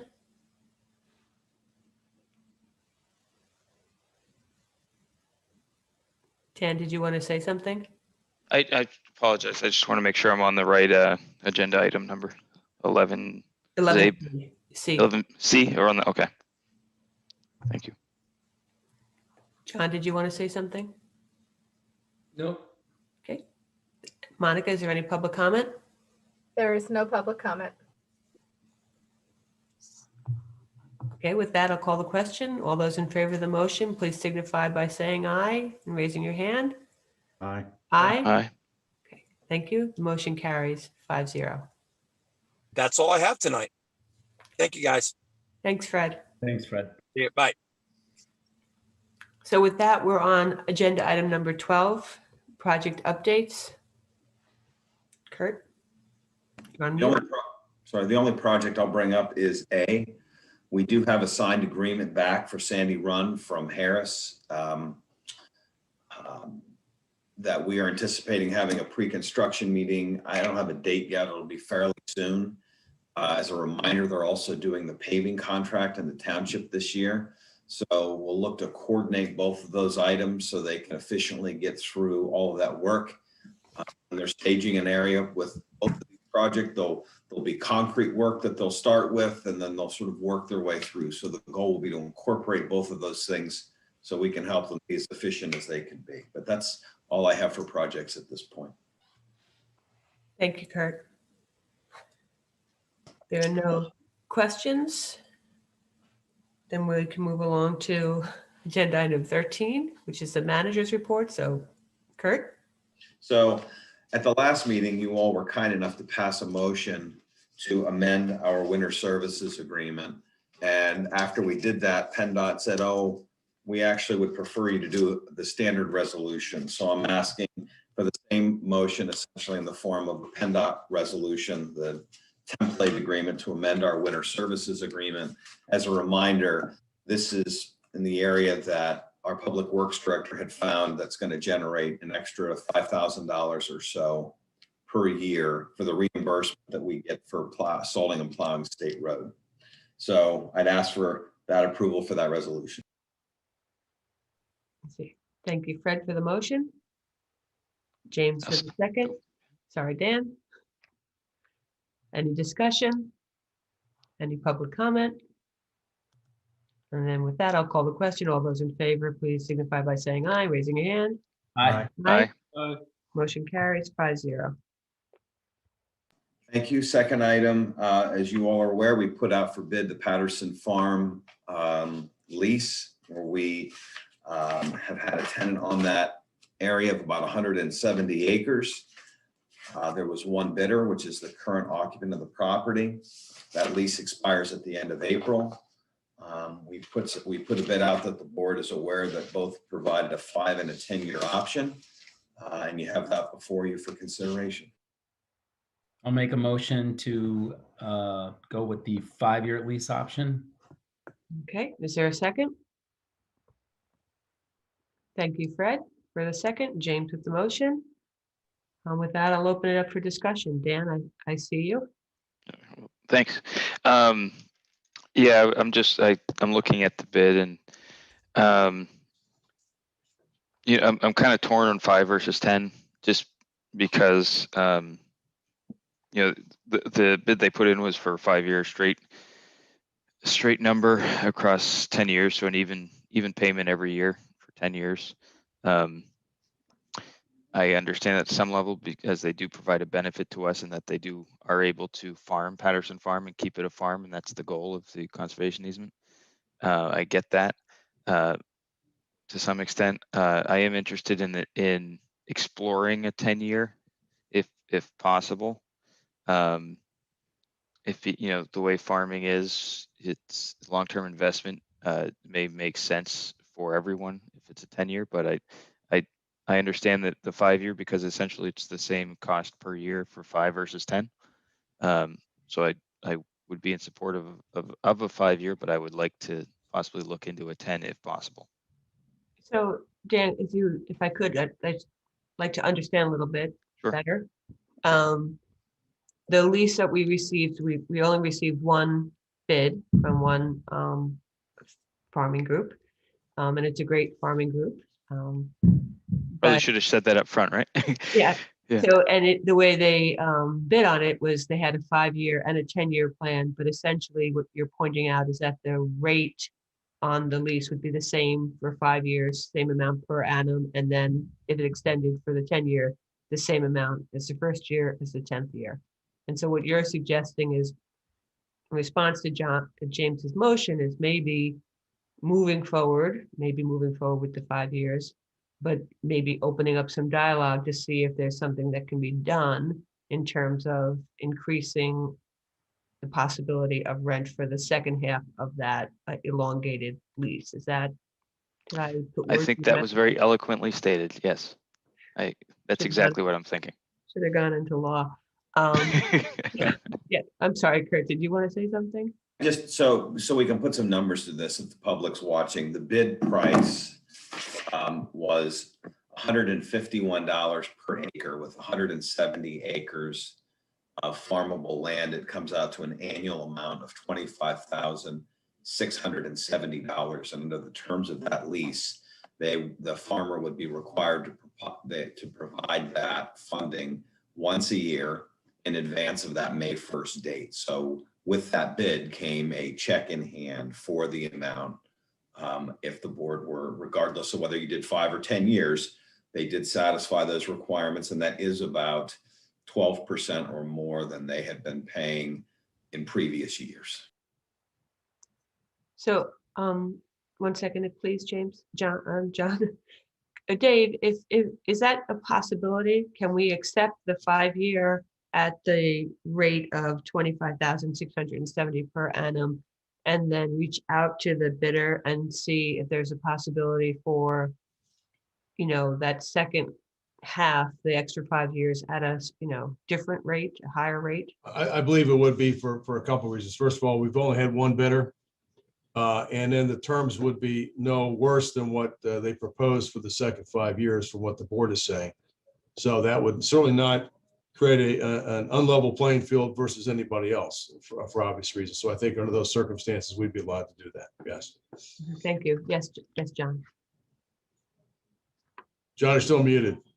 Sorry about that. Just want to confirm with the township manager, you'd reached out to all prior bidders from the time 5 years ago, right? For the prior bidders, as well as advertising the opportunity. And did you make other reach out efforts as well? You're on mute. Did the same thing. We did reach out. There was another bidder in the previous round that we reached out to. We did run those ads, but I did not directly call other farmers who were not part of that bid process or not associated with our farmland preservation group that I know was aware of this being out there. So and then we advertised and had it on our website as well. Just wanted to clear that up. I would support empowering the township manager to review a potential extension option in the lease, which I think to see if that's an opportunity, but at least to lock down the 5-year lease right now. As it were, this is certainly a challenging time for farming, and it's difficult to find folks who can have the equipment close by and execute in the same manner as the current leaser. Lessor. Good point. Thank you, John. Any other comment, discussions? Monica, is there any public comment? There's no public comment. All right, then with that, we'll call the question. All those in favor, did you want to say something, John? The motion on the table just from Supervisor McCartney was only a 5-year lease. There was no direction to provide a secondary option. So, without the sense of the board, I would reach out to Supervisor McCartney and ask if he were amenable to such a revision to his motion. And if so, would the seconder.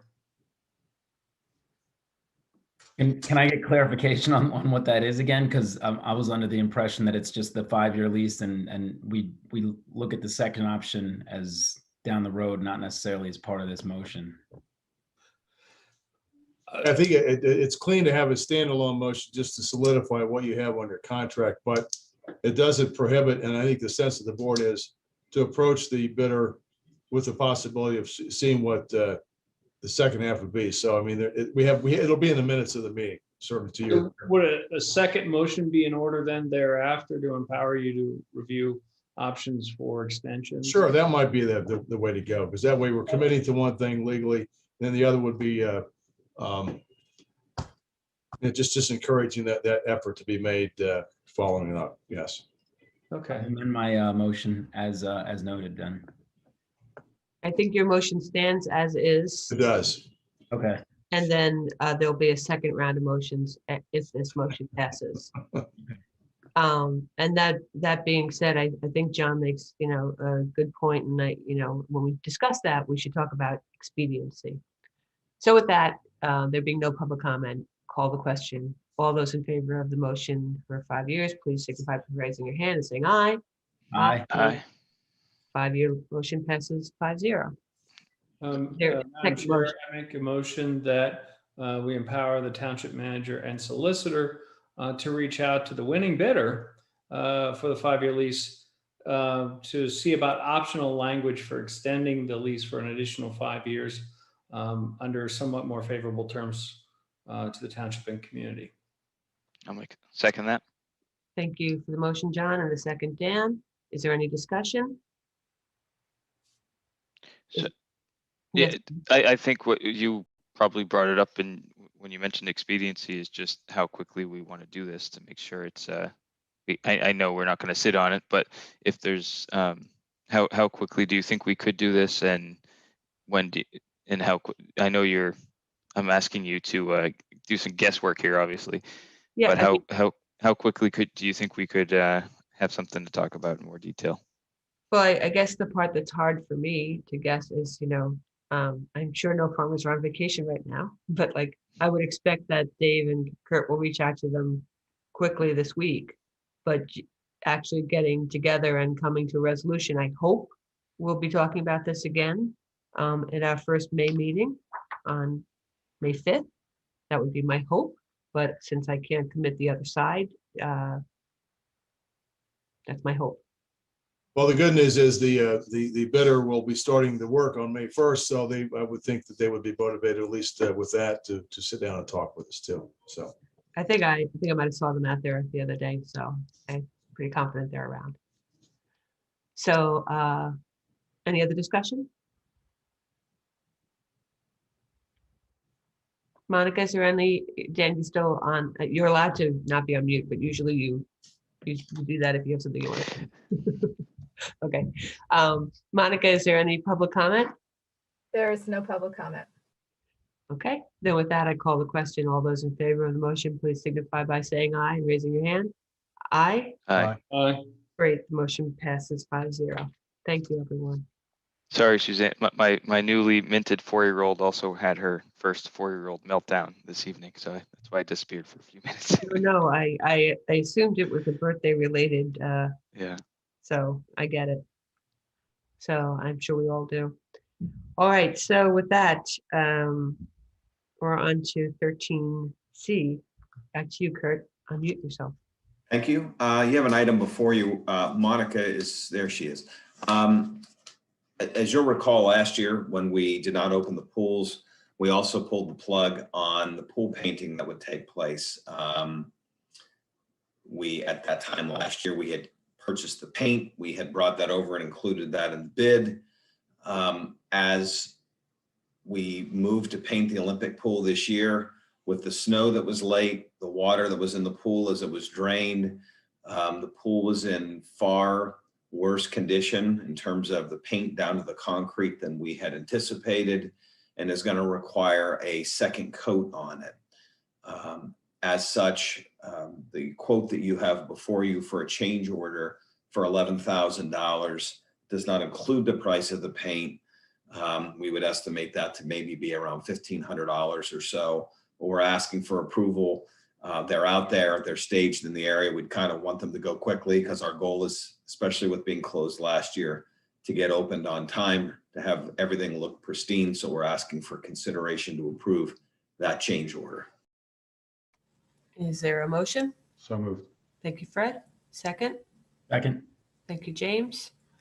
I know there's discussion because I get confused. Which one is the Olympic pool with the slide or the lap pool? It's the one with the slide, the largest pool. Okay, thank you for that. Any other discussion? Yes, Dan. Kurt, just my normal question on change orders and things like that. How does this compare to the budget, the line item in the budget for pool paint? Is it plus 11,000 or plus 12,500 or whatever it is? I mean, it'll push us over from what we budgeted. The bid came in a tad bit more than we had budgeted, but this will push us. This will push us by that amount over on that specific line item. I mean, the good news is we're seeing a lot of people come back wanting their memberships, which was one of our hopes. We did scale down the budget this year by about 15% for pool memberships. I think Monica has been very pleasantly surprised with where our numbers are. So, the hope is that we can blend that number out and we won't see, that won't dent the budget too much. I mean, just as a reminder to everyone, it's about $1 million budget. So I don't discount $11,000, but it's not a substantial portion of the budget, but we have to keep an eye on it. No, I appreciate that. And you answered my follow-on question in your response about where we're at with numbers, and we may end up, I don't want to say we may end up not lose the 11,000 in the way that most people think of losing it, but it might get lost in the budget in terms of once we look at our final numbers and in terms of what am I thinking in terms of members. Thank gosh, drawing a blank there for a second. So that's good. So no problem here. I just wanted to. Any other discussion? Monica, is there any public comment? There is no public comment. So with that, I'll call the question. All those in favor of the motion, please signify by saying aye and raising your hand. Aye. Aye. Motion carries 5-0. I'm going to ask Monica to stay right here. The next item we have in the 2021 budget, we did budget $25,000 for a needs assessment and a master plan for our Park and Rec department. Again, out of the Park and Rec budget. We did put out an advertisement to get quotes, and I believe that this has been discussed at the Park and Rec board. So it's with you there too, with a recommendation to tool recreation planning at a cost of $25,000. So moved. Second. Thank you.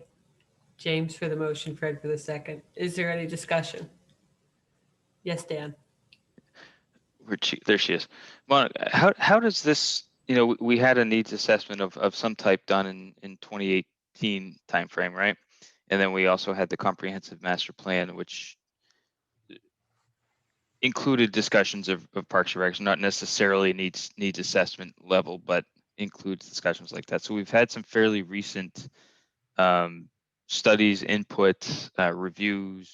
It's different things that we've done that are in the same vein, maybe not exactly the same thing, but in the same vein. So can you discuss how the scope of this study would be different from what was done in just the last couple of years? Sure, specific to the needs assessment, or just want me to go over everything? No. So if you could give a basic summary of what's already been done, and then what does this needs assessment do, if anything, to augment what's already been done, so we can see what we're paying for in addition that we haven't recently done? Because I think that's been a discussion in the public about, hey, didn't we just do some assessment a few years ago? What's the point? And I'm not saying it that way, but I'm paraphrasing. So I think it would be helpful to understand, what we're getting, at what deliverable we're getting that can help us move ahead, that we don't already have in-house through all the work that you and others have done already. Sure. The needs assessment we did in 2018 was league and sports specific. So since Parks and Recreation is more comprehensive to include the trails or, classes or programs, the pool, those all weren't included. It also didn't address future plans for any of the other amenities other than, fields. So that's kind of, or, those type of amenities. So this will be a more comprehensive look at what our township needs and wants from the residents' perspective. There'd be a lot of public engagement, a lot of community engagement. Ann Toole is really great at that. So I'd be glad to have her. She's local. But she, that's the over under on the needs assessment. There's also two other pieces of this: a strategic plan and a master plan specific to Parks and Recreation. Those will, the master plan will give us a plan, Park and Rec specific, which is a requirement for CAPRA, outside of the overall master plan, to give us an overarching Park and Rec specific plan that takes those needs assessment and put them into a long-range plan for us. And the strategic plan is how we're going to implement all of those things. We've been doing a lot of work on the back end. This is going to bring everything together for us in Park and Recreation and prioritize some of the projects, which is very exciting. So if I heard that, part of the reason to do this, in addition to useful planning, is as part of is this a box to check as well for I'm making it sound less than what it is, obviously, but is this a box to check for the CAPRA certification?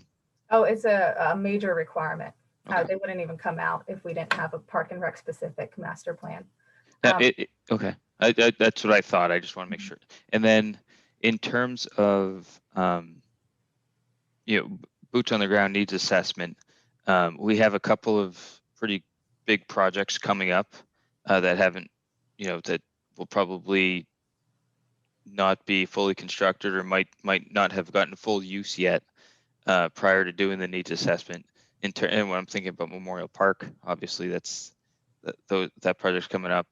A couple of bike path items that are coming up that'll serve to connect north and south part of town to the towpath, which I think in some ways, whether we realize it or not right now, I think could fundamentally change a lot of how we consider our park and rec options in town. So I'm just wondering, how do we deal with that issue, since we're doing planning almost at the same time that these projects are coming online?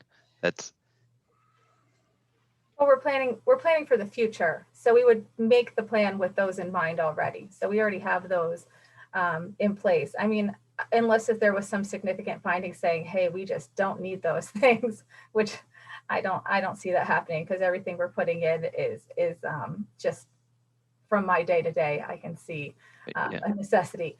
But I think just taking a look at some of those other things we hear requests for, I hate to mention it, but I'm going to, I get requests all the time about skate parks. We don't have a skate park. We could explore that in a needs assessment. you know, certain trail segments, certain, you know, different amenities within Memorial Park that we might want to focus on, or some of the other parks, ways to use 5 Mile Woods might be something that we explore. So, you know, there are a lot of requests from our residents, and I think taking those into this and looking at how we could expand our operations overall would be a really good thing that could come out of this. Yeah, and just the last one, you know, we did, you mentioned Ms. Toole is the bid I assume that you're recommending. We did receive, what, 3 other bids that kind of ran the gamut. I looked at one, and that probably the highest priced one, and I don't know if a single member of that staff was located anywhere near Lower Makefield. Nice resumes, but mostly very far away in different states, and with a much higher cost. So we are looking at someone who would, just so folks know what we're looking at here, we're looking at someone who's local, I believe out of Doylestown, who worked on the last, I don't want to say the last version of this, but a prior version of this back in like 1996. So she's been around and knows Lower Makefield a bit, I assume.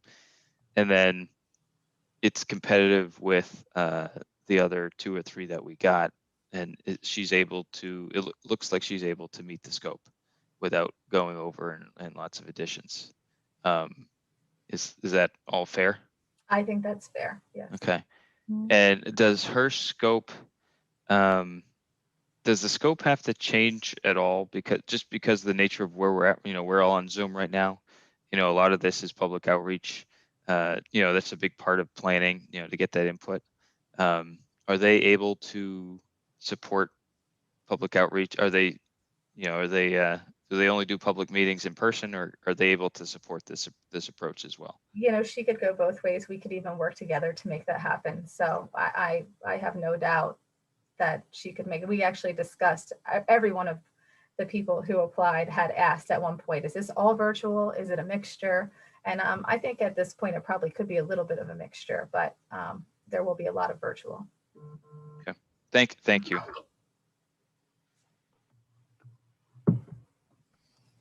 Any other discussion from the board? Is there any public comment, Monica? There is no public comment. With that, I'll call the question. All those in favor of the motion, please signify by saying aye and raising your hand. Aye. Aye. Aye. Thank you. Okay, this motion passes 5-0. Thank you. Thank you, Monica. So then we're on to agenda item 14, which is Monica. Okay, so this is another CAPRA update, talking about checks on the box as minimizing it, but this has taken over a year to produce this ADA transition plan. This plan in particular, as was the risk management plan, are required to be approved by the Board of Supervisors. They do require approving body and adoption. So I did want to, you know, make sure I emphasize that for this particular plan. I had worked with the Disability Advisory Board, the Parks and Recreation Board, and it's been a very interesting process as we put this together. The last year I asked the Disability Advisory Board if they'd be willing to go into the parks and take an assessment of all the facilities and tell me if there are any barriers. And boy, did they do an extensive job of that. I mean, they went into every park, looked at different barriers within our park system, and they made us a great report about, you know, where our barriers are. And you can actually find that in this document in the appendix. I believe it's the last appendix. It was really great. After they went through that, I had them talk a little bit about what their priorities would be if we were to go through and start fixing and repairing things or trying to make adjustments.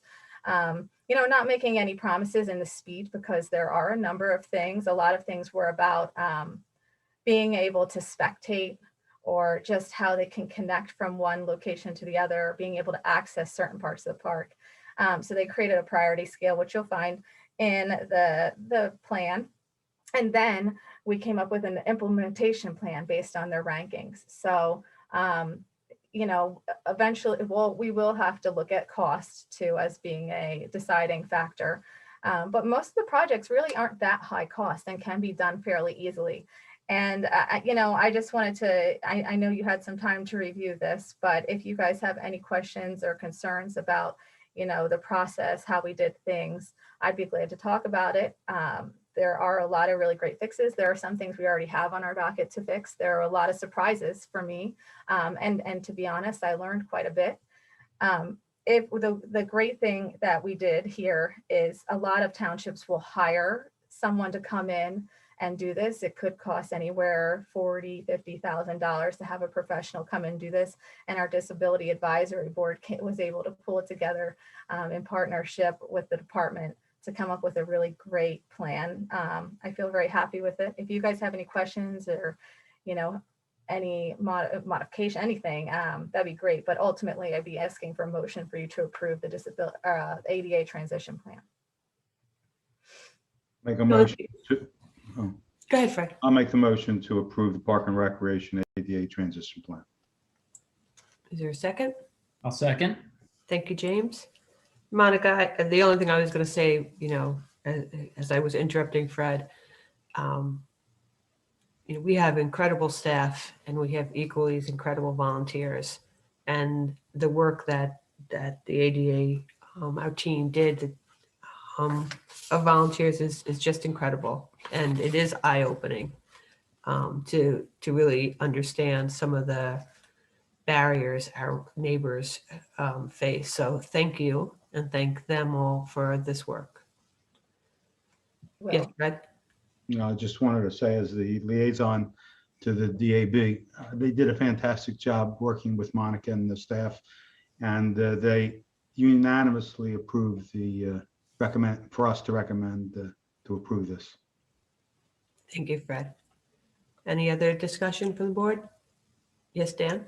Yeah, Monica, you touched on my one question or comment on this thing. Appendix B, it's the action plan table, ADA action plan table, where it lists the various projects across the township, and I think the most, it's kind of amazing we have this many. Honestly, it as Supervisor Blundy was saying, it is eye-opening. Now I like excuse me, the priority ranking 1 to 5. It's not really a ranking, more of a relative priority 1 to 5, which I like that approach.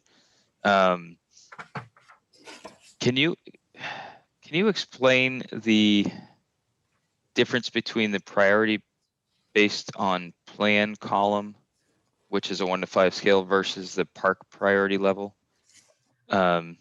which is also on a 1 to 5? I just want to understand, because some of them have a higher priority or lower priority in one column, but the other column's a little bit different. They're talking about two different things. I just want to make sure that I'm reading it correctly. Well, one was thinking about like accessibility and how that would be based on the plan. And the other one was based on if we took a park approach. So say we were to do all the projects in Memorial Park first, or I gotcha. You know what I'm saying? So Okay. tackle it in that way. Okay, I wasn't sure.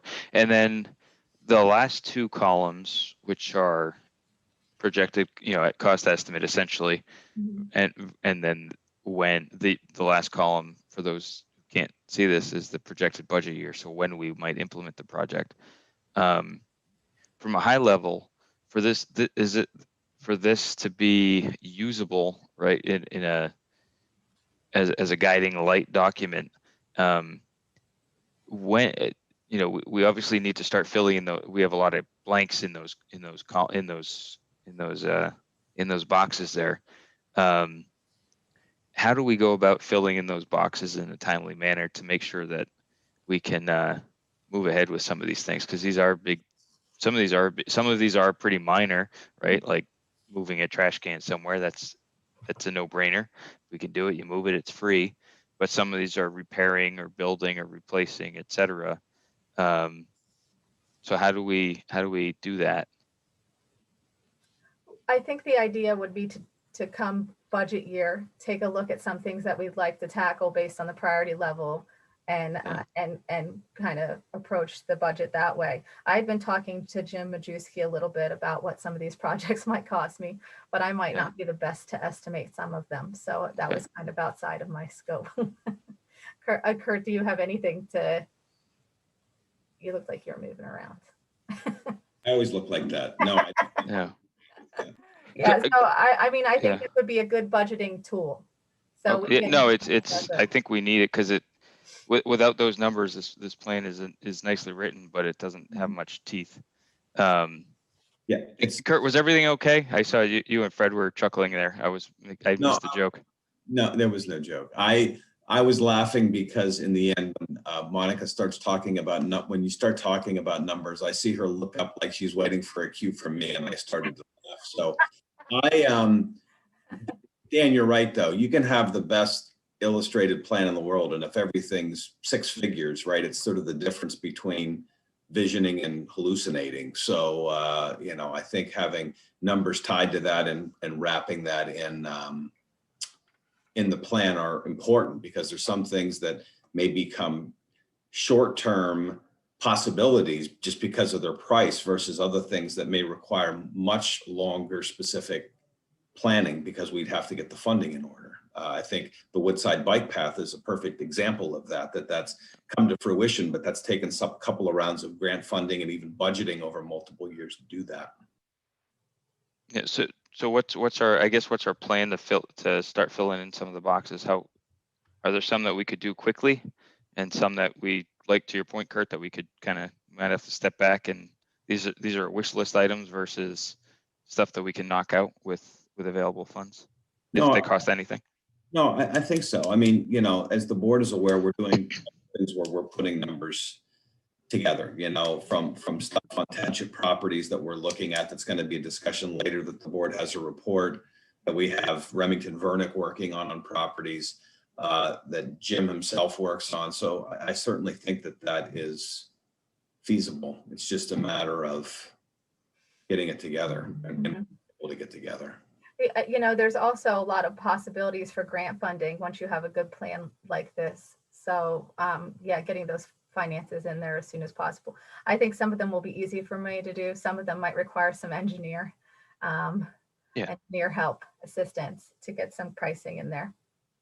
And Monica, I don't want to trivialize any of them, but when I look at them, I see a few that might be scout projects, right? That if we could tee up for either troops or people looking for their gold, silver, bronze, or eagle, some of these scream perfect opportunities to engage our residents. So, I think it's great work. I think it, brings to light an issue we may not have otherwise been aware of, and allows us to move forward now in 2021 and plan for the future.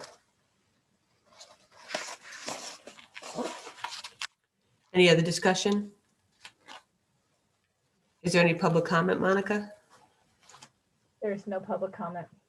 Then with that, I'll call the question. All those in favor of the motion, please signify by saying aye, raising your hand. Aye. Aye. Aye. Motion passes 5-0. Okay, so my next one is the Parks and Recreation Marketing and Community Outreach Plan. This one does not have a standard for approval, but I do find it important to share with you when we come up with these new plans. Of course, if you wanted to support it, I'd take it. So that being said, I've given you the plan here for our marketing communications. What we need to understand is that this will constantly be evolving as modes of getting the word out have changed all the time. There's always some other way to get to the public. So please understand that we can be modifying, changing it at any time. At the beginning of the document, you'll just see a review that used a lot of our master plan information of our, about our community to help us decide how we are marketing to the public. Also understanding that our public is aging. That's, something that's very significant that we need to consider as we're getting the word out. So that that's there. There's also included a plan for how we plan to get the word out about everything, how we plan to communicate everything, how we plan to evaluate our marketing. Now we have to understand we're working on a municipal government township budget with municipal township staffing. So this is, what we feel we can do internally in our department as far as budgeting and marketing goes. You might not see what you would see with a large company here, but that's what we have. And then second part of this document is community relations and how we plan to communicate things with the community, who are our partners within the community, who are people that we work with regularly, and just really identifying that. And in the appendices, you'll find some data from recent pulls of the website, of our social media. And so if you guys have any questions about this document, I'd be glad to discuss with you.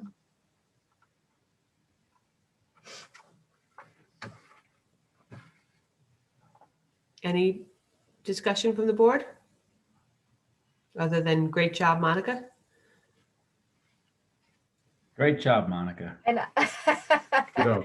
and I just really want to thank Elizabeth Lawson, our intern. She really worked hard on this, or actually it was Sydney who did the marketing plan, Sydney Rosenberg, who's our current intern, and she did a really great job. And I'd like to thank her for doing that. So, and the same thing for this one, does not require adoption or approval by board. It's more of a working document.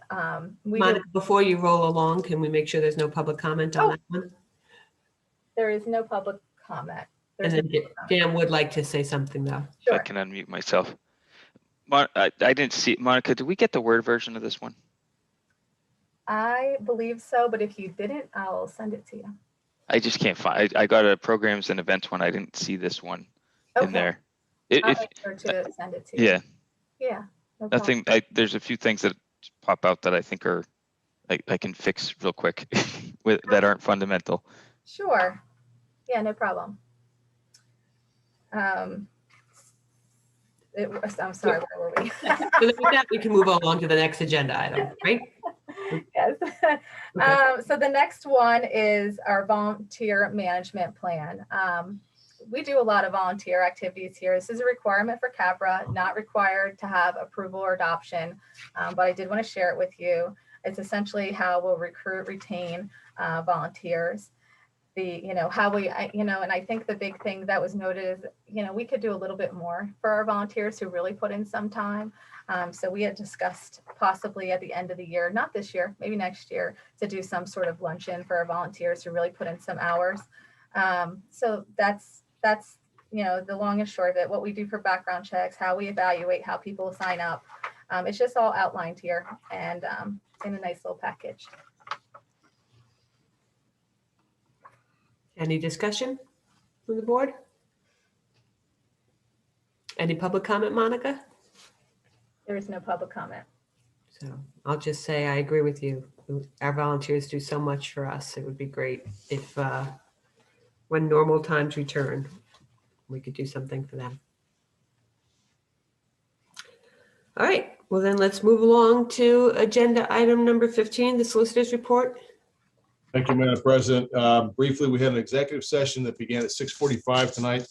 All supervisors were in attendance for either all or most of the meeting, along with Barbara Kirk, my partner, myself, Chief Galuzzi, and Mr. Ferguson. Items related to real estate, informational items, personnel, and collective bargaining were discussed at the executive session, which did conclude at just about a minute or so before this meeting started. First, under my report, is consideration to approve the Pennsylvania American Water Company shut-off agreement. It sounds very ominous, and I want to clear up for everybody, this is not something that is going to change the way anything particularly operates on a regular basis in Lower Makefield. However, anytime there's a potential for a sewer shut-off and tenants may be involved, landlords, there's a new requirement under the law called the Utility Service Tenants' Rights Act, which is now imposed on all utilities that are involved in any type of shut-off potential for service. It's very rare. In fact, in Lower Makefield, I can't remember the last time we had something like that. But in order for the sewer shut off to be accomplished, you have to go through the water company. So the water company is required to comply with this. Again, it's something that is extremely rarely used in the township. We usually, if we have any type of issues with bills or things like that, the remedy is usually a lien which is imposed, and that's as far as anything goes. So this is, however, required because the water company is required to do it, and so are we. Somebody asked a question earlier, I think it was Mr. Grenier, what happens if the system is sold? In that case, the buyer of the system, purchaser of the system, would acquire the same obligations under the agreement. We would certainly make sure that if this are passed tonight, that Aqua America, the putative purchaser, would receive a copy of it so they're aware of the obligation. I'm sure with their system and their knowledge in other places, they're fully aware of this act as well. So in any event, it's a long-winded way of saying we should consider passing this resolution for the purpose that it serves, which in this case, as I said, is very limited and rarely used in Lower Makefield, but is necessary under the law. Is there a motion? Thank you, Fred. Second? Thank you, Dan. Second. Any discussion? Any public comment, Monica? There is no public comment. And with that, I'll call the question. All those in favor of the motion, please signify by saying aye and raising your hand. Aye. Aye. Dan, are you an aye or? Okay, thank you. Motion passes 5-0. Great, thank you. Next is essentially a ministerial obligation, but also one that's important. It's to consider the development, financial security, and stormwater management operation and maintenance agreements for Cedar Crossing Investors LP. It's a reserve at Manor Lane, plan number 673, which to orient everybody, this is where the former Razzo's Manor Lane Florist was located. This is now, we've now worked with the township staff and the Developers Council and others that the different documents have been finalized and are ready for approval by the Township Board of Supervisors tonight. So a motion to consider approving those documents would be appropriate. Is there a motion? I'll move. Thank you, Fred. Second? Second. James? Any discussion? Monica, is there any public comment? There is no public comment. Then with that, I'll call the question. All those in favor of the motion, please signify by saying aye and raising your hand. Aye. Aye. Aye. Motion carries 5-0. Great, thank you. Next item under my report, everybody may recall that at the last Board of Supervisors meeting, the board approved the advertisement of the amendment to Chapter 130 of the Code of Ordinances related to Article 1, short-term lodging facilities. The advertisement was properly made in a timely manner. It appeared in the Bucks County Courier-Times on April 13th. Just to highlight a few changes, this is something that tightens up the enforcement capacity of the township with respect to short-term lodging facilities, adds some language that's appropriate for the intent and purpose of the ordinance, as well as add some definitions, which again helps the enforcement process, strengthens the licensure process as well, and the oversight process. We had this as a discussion item, I think originally. It's been discussed frequently for good reason. We've had some experience with litigation, and this has kind of been born out of really kind of wanted to tighten some of the terms and making sure that it's clear what the purpose and intent is of the ordinance. And it was borrowed, much of the language is borrowed from other municipalities up in the Pocono area where they've actually had most of the experience with the short-term lodging issues. So if the board deems it appropriate tonight, you can vote to approve the amendments to the ordinance. Is there a motion? Thank you, Fred. Make a motion to approve the amendment to Chapter 130 of the Code of Ordinances related to Article 1, short-term lodging facilities. I saw James with the second. Yep. Is there any discussion? Monica, is there any public comment? There is no public comment. Then with that, I call the question. All those in favor of the motion, please signify by saying aye and raising your hand. Aye. Aye. Great. Motion passes 5-0. Thank you, everyone. Thank you, Dave. Thank you. Moving along, I think, is up probably next in the queue here again.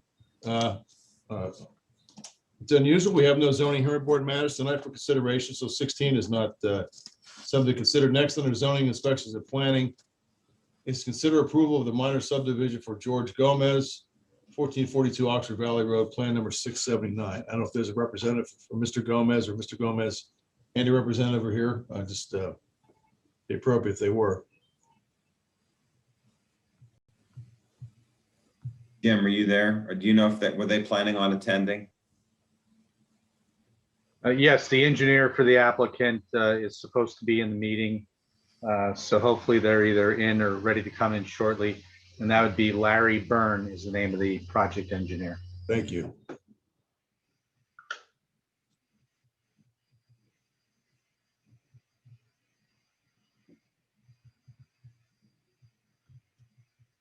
Anybody have the Jeopardy music? Actually, I'm listening to some jazz here in my background. I could increase the volume for everybody if they'd like. It's a nice piano solo going on right now. And it looks like they're coming in now. Perfect. I thought Dave might start singing, so. Hello? Hi, Mr. Byrne. You're now at the Board of Supervisors meeting, Lower Makefield Township. The agenda item number 17 is to consider the approval of the minor subdivision for your client, Mr. Gomez, at 1442 Oxford Valley Road.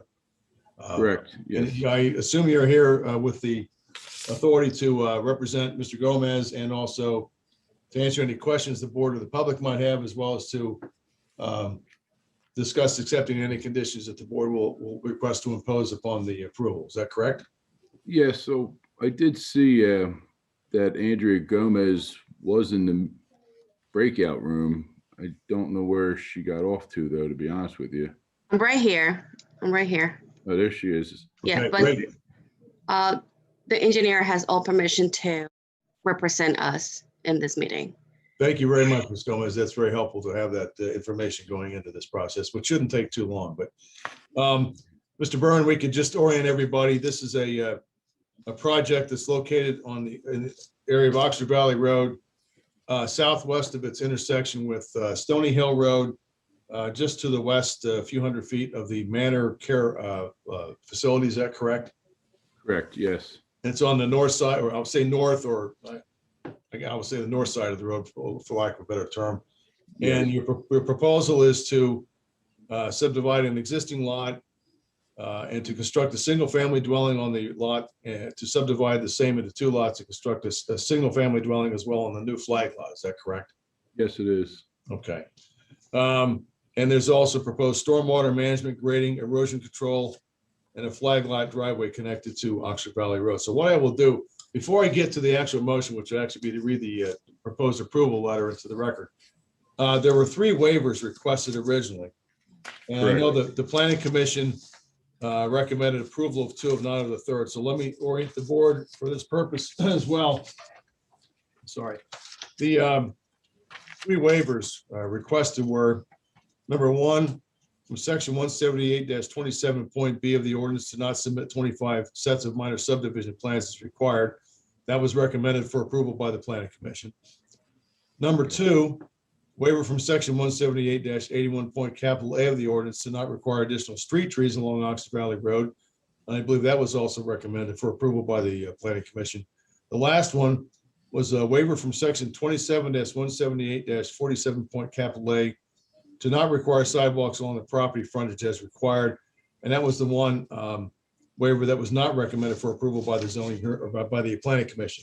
So Mr. Byrne, if you could just address, I guess specifically, I don't want to speak for the board, but if you could address that last waiver, especially so the board can understand what it may want to consider in terms of the approval for that particular item. Sure, I could, discuss that. We did have the discussion with the planning commission at their meeting, and this was early March, and there was no consensus from the planning commission as to how to handle the sidewalks along the property frontage. There is a walking path immediately on the other side of Oxford Valley Road and there's no sidewalks in this immediate area. So the applicant would be requesting a waiver because there's no sidewalks in that side of the road as there is. So this kind of makes sense to not put in sidewalks when they're not connecting to anything. So just to orient everybody, for the area from Manor Care all the way down to the intersection with Roxy Valley makes a turn where Heacock comes in. There's no sidewalks Right. on the northern side of the road. Is that correct? Yes, I have well, there's a aerial image. I also have an aerial image I could. I think Mr. Majewski just put this up for everybody. Right. Okay. Well, I have another one, but that is also an aerial image. And basically on this plan, the area highlighted in red, the upper part of the screen to the east and the lower left corner of the screen to the west, that's where the sidewalk ends. And the parcel is the area highlighted in green. There are two intervening parcels without a sidewalk.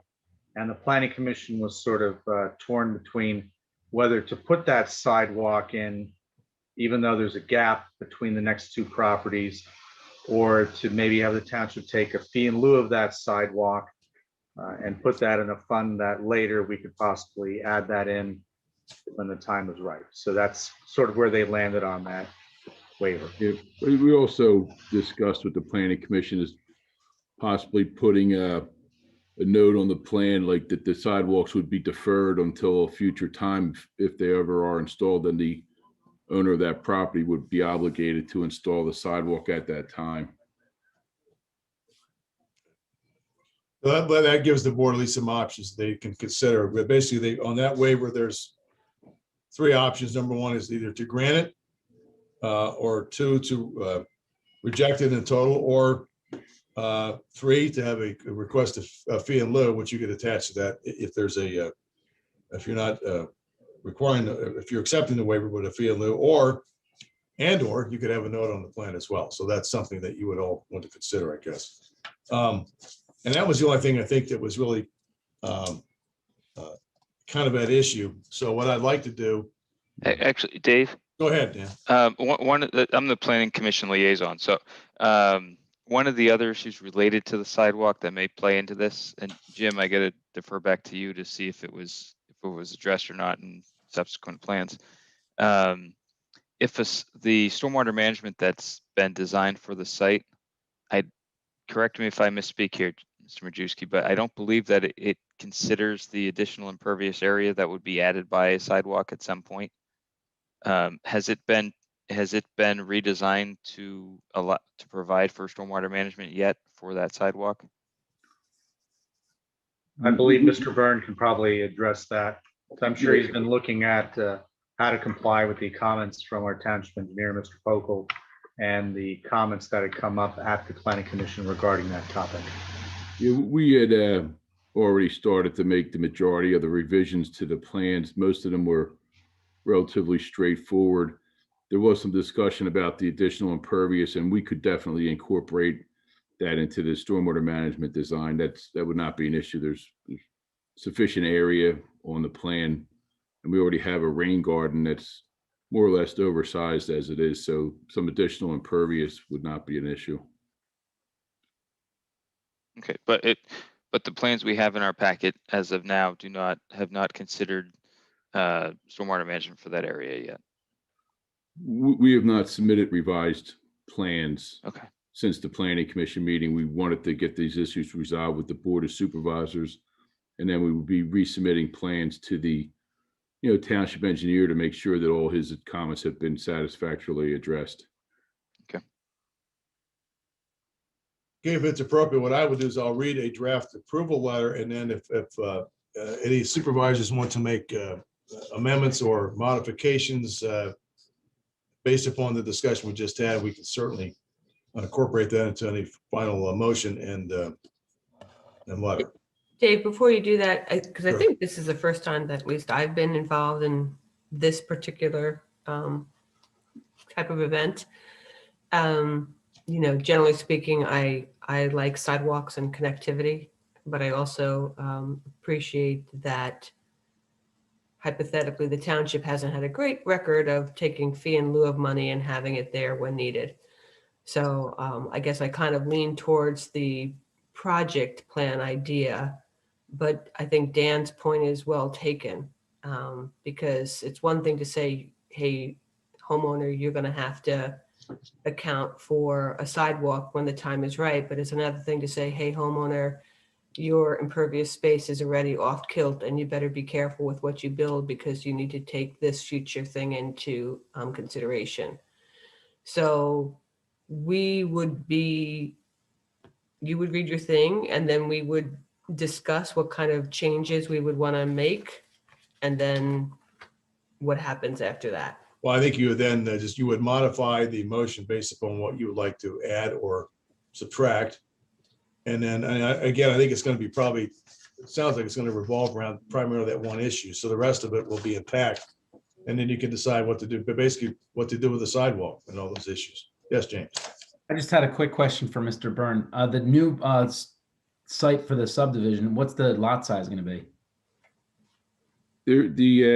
The property now is approximately 2 acres, and the lot in the front would be 26,000 square feet, and the lot in the back would be like 1.2 acres. What's the building footprint on that first lot or on that front building? I think it's a small Cape Cod. It might be what, 1,200 square feet?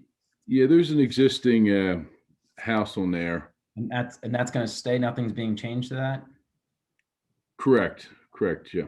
So the impervious surface that we'd be talking about would be partial in front of the existing structure, and then sidewalk that would continue to the front part of the flag lot for the back structure, correct? Yeah, the sidewalk would be required along the property frontage, which is about 110 feet. Okay. There. I mean, Jim, I don't know if you can do a quick calculation. I don't think there's going to be an issue with impervious with that back lot. James, so what are you pointing out is that it's kind of a moot point. But it impacts the existing home. Yeah, it may. I'm not quite sure. I don't know if Jim can do one of those quick calculations that he used to do for me, where he could tell me if a sidewalk, how much of that, Mr. Byrne, how much of that front sidewalk, that 100 feet, is going to be part of that front lot? Actually, that for impervious surface for lot 1, that sidewalk would be within the right of way. So it would not count against the impervious surface for that lot 1. But as Mr. Grenier pointed out, they would have to account for that in their stormwater management calculations. But it is a minimal amount, 110 feet long sidewalk by 5 feet wide. That's not very much at all. Yeah, it sounds like it's going to be a moot point, Suzanne, I think is what I'm trying to say. It's not really going to come into play regardless of what because that second lot is, what's the second lot going to be again, Mr. Byrne, out of the 2.2? It's 1.19 acres, which is about 50,000 square feet. Yeah, I think we're well under with a sidewalk there. That's just rough numbers looking at it. So I think my question was going to be actually for Dave, but it sounds like you answered it, Suzanne. What's more favorable, the fee in lieu of, or actually making it part of the development? But it sounds like making it part of the subdivision or at a later date sounds like it's a better plan. That's the note on the plan requirement, which that's not unusual, frankly. Jim can remark about that. We've seen that in other circumstances with other plans and developments over the years. So it's not common, but it's not unique. So I see Kurt has a comment. I just want to, Suzanne, you had said something that was interesting because in May, I am going to be presenting to the board that we have created a new fund. So like in your budget where you would see a recreation fee in lieu of fund, we have now created a sidewalk fee in lieu of fund where we will know exactly what's in that account, because just for the board's sake, that would include the ability for trails, sidewalks, what have you. So we did collect a recent sum of money. Jim, was that Caddis? Where did that come in from, that recent fee in lieu of from that we got? Do you remember? You're mute, Jim. That was from Caddis. So, and it was a sizable amount of money. So, that will be in a set aside fund for the board to take a look at if and when you ever want to fill in any of these gaps, whether it be here or otherwise. So that will be earmarked and set aside if that was a decision that you wanted to do. Thank you, Kurt. And I appreciate it. I was trying to point out two things in the past. So it doesn't mean that we can't do things differently in the future. No, I know, but the goal here would be that you would have a listing of those things and you would be able to keep track of them. That's the point. Yep. Perfect. Yes, Dan.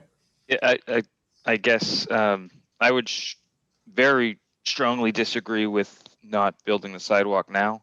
I think our township has a history, if you remember former Supervisor Reese talking about the history, 40 plus years, however many years of development where developers of all types basically got out of having to do sidewalks, which has left us with all these gaps.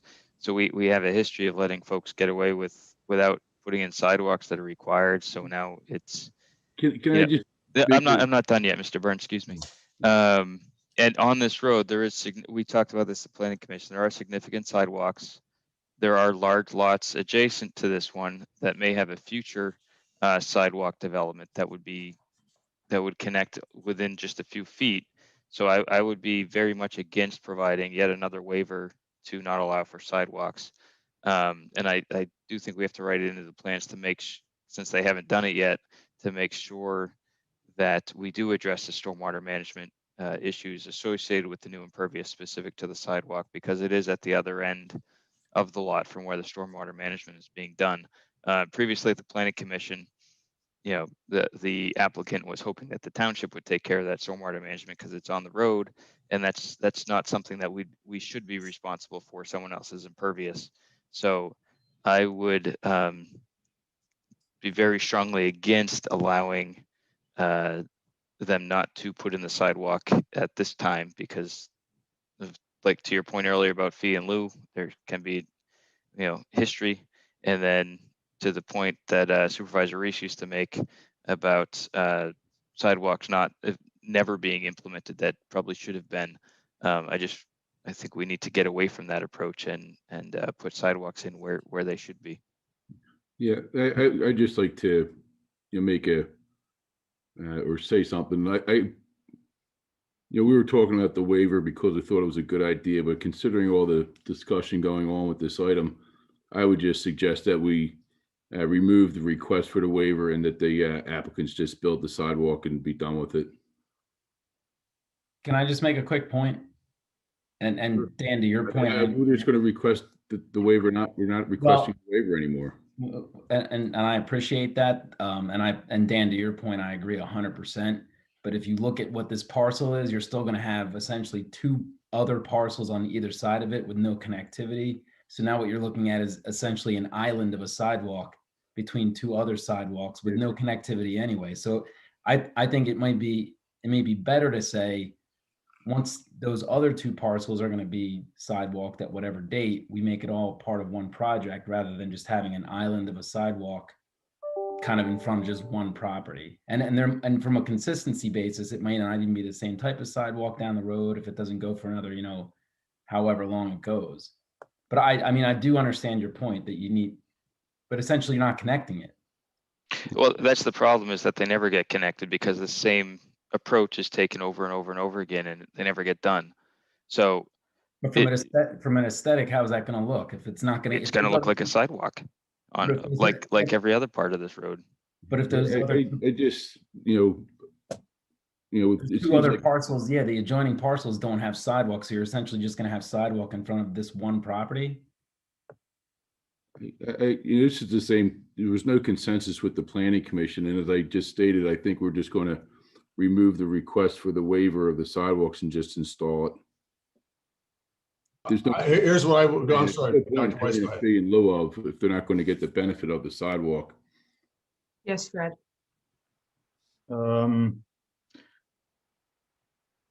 Since the waiver request has been removed, well, I don't think there's any further need for discussion. Yeah, I agree. Build it.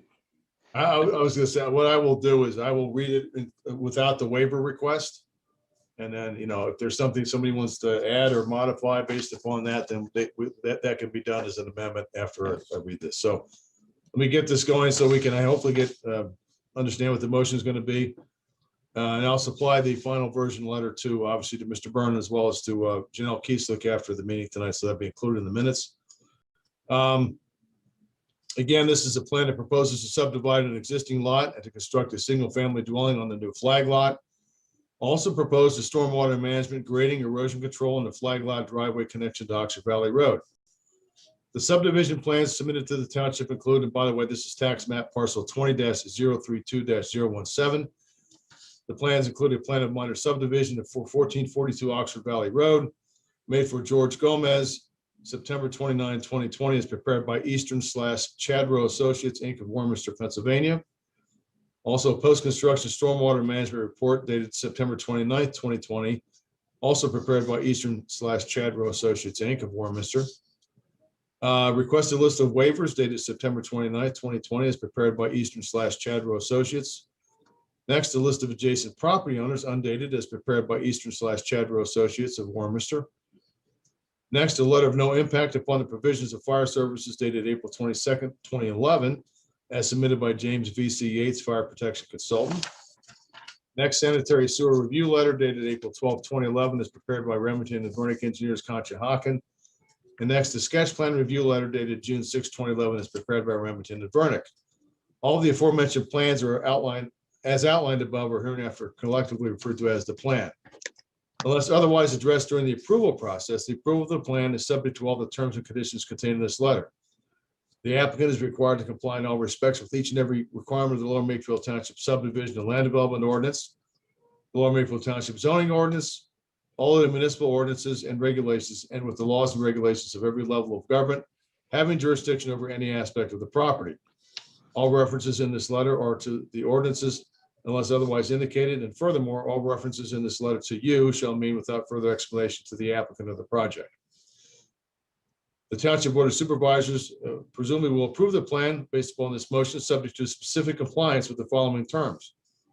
Number one, if required, you must obtain beyond appeal all necessary and or required variances from the zoning ordinance, or in the alternative, you must revise the plan so that it is fully compliant with the zoning ordinance.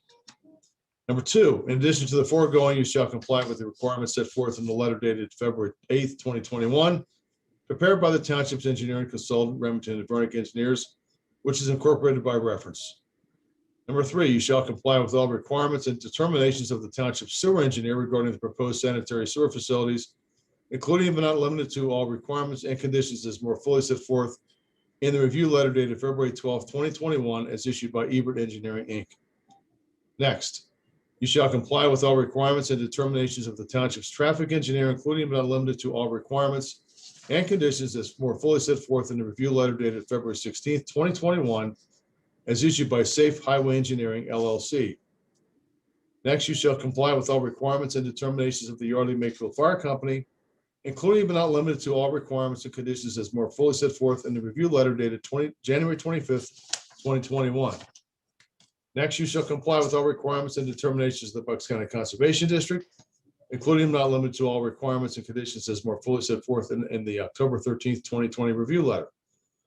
You shall next comply with all requirements and determinations of the Lower Makefield Township Planning Commission as more fully set forth in the review letter dated March 8th, 2021. Shall comply with all requirements and determinations of the Environmental Advisory Council, including but not limited to all requirements and conditions as more fully set forth in the review letter dated February 11th, 2021, excuse me.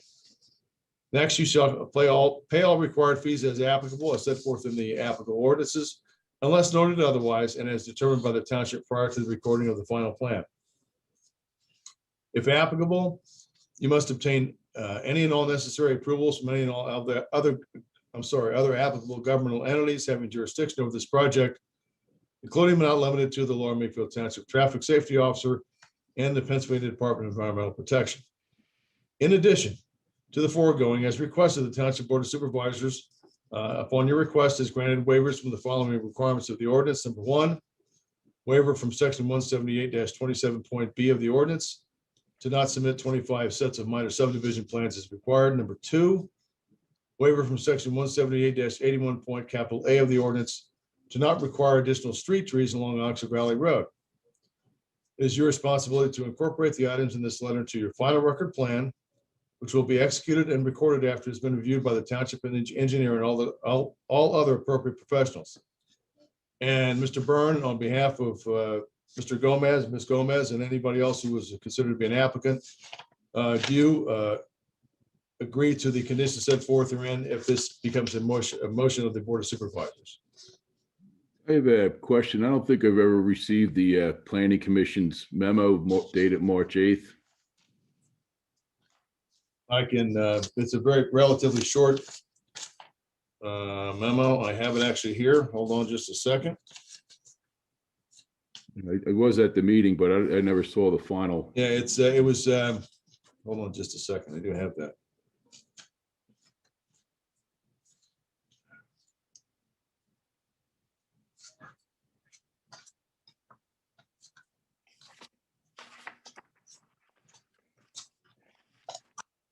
Actually just saw it earlier today too. I was just looking at it.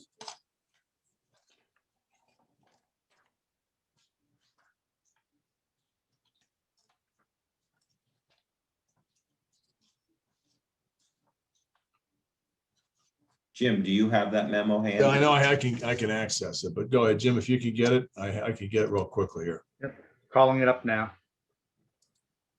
It was a one page, and really, I think the only thing that it mentioned of significance from my perspective would be the waiver issues, which you've discussed already tonight.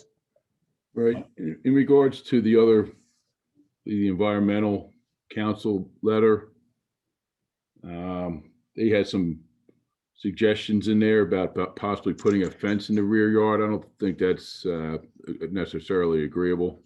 That was discussed at the Planning Commission meeting. Okay.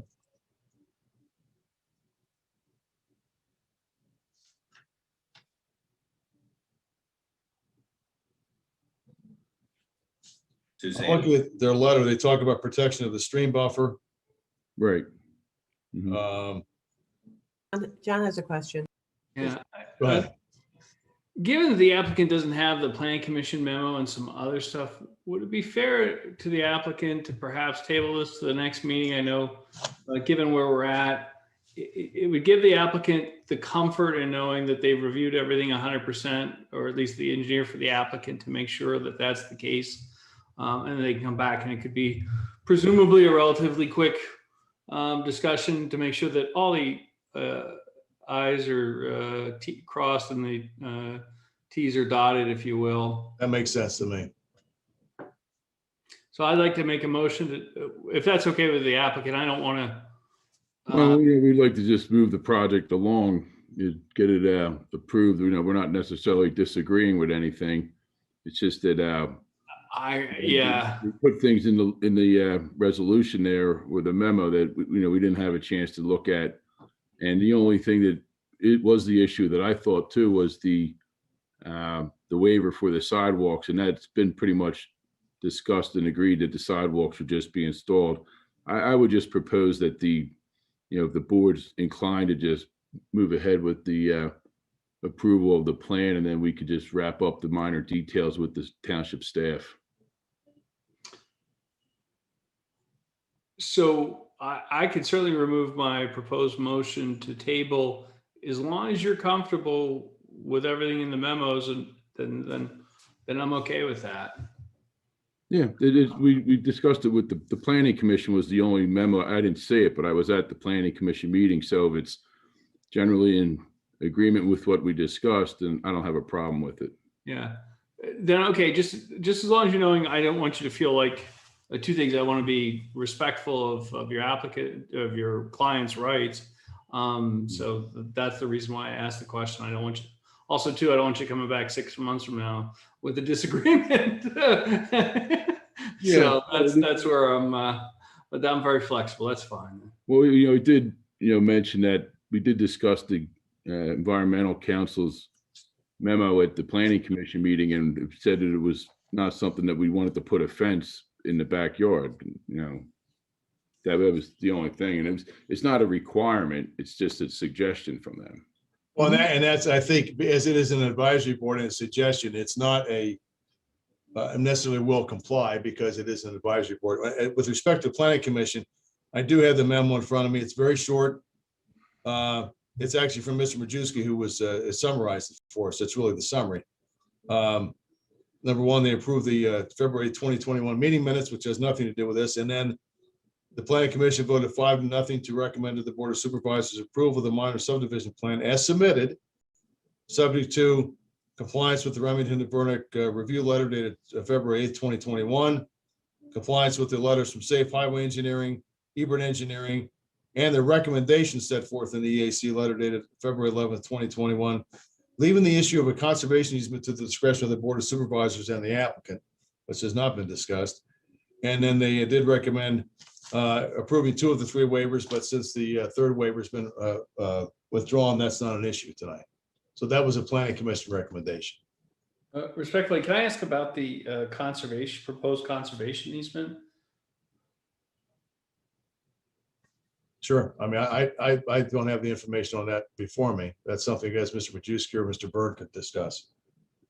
I can tee it up by telling you that because the property is butts to Brock Creek at some extent, and some of the EAC members have concerns about what's said today and what's remembered down the road. If there would be some desire to put an easement over the portion of the land that's closer to the creek so that those trees are protected and there's no building there.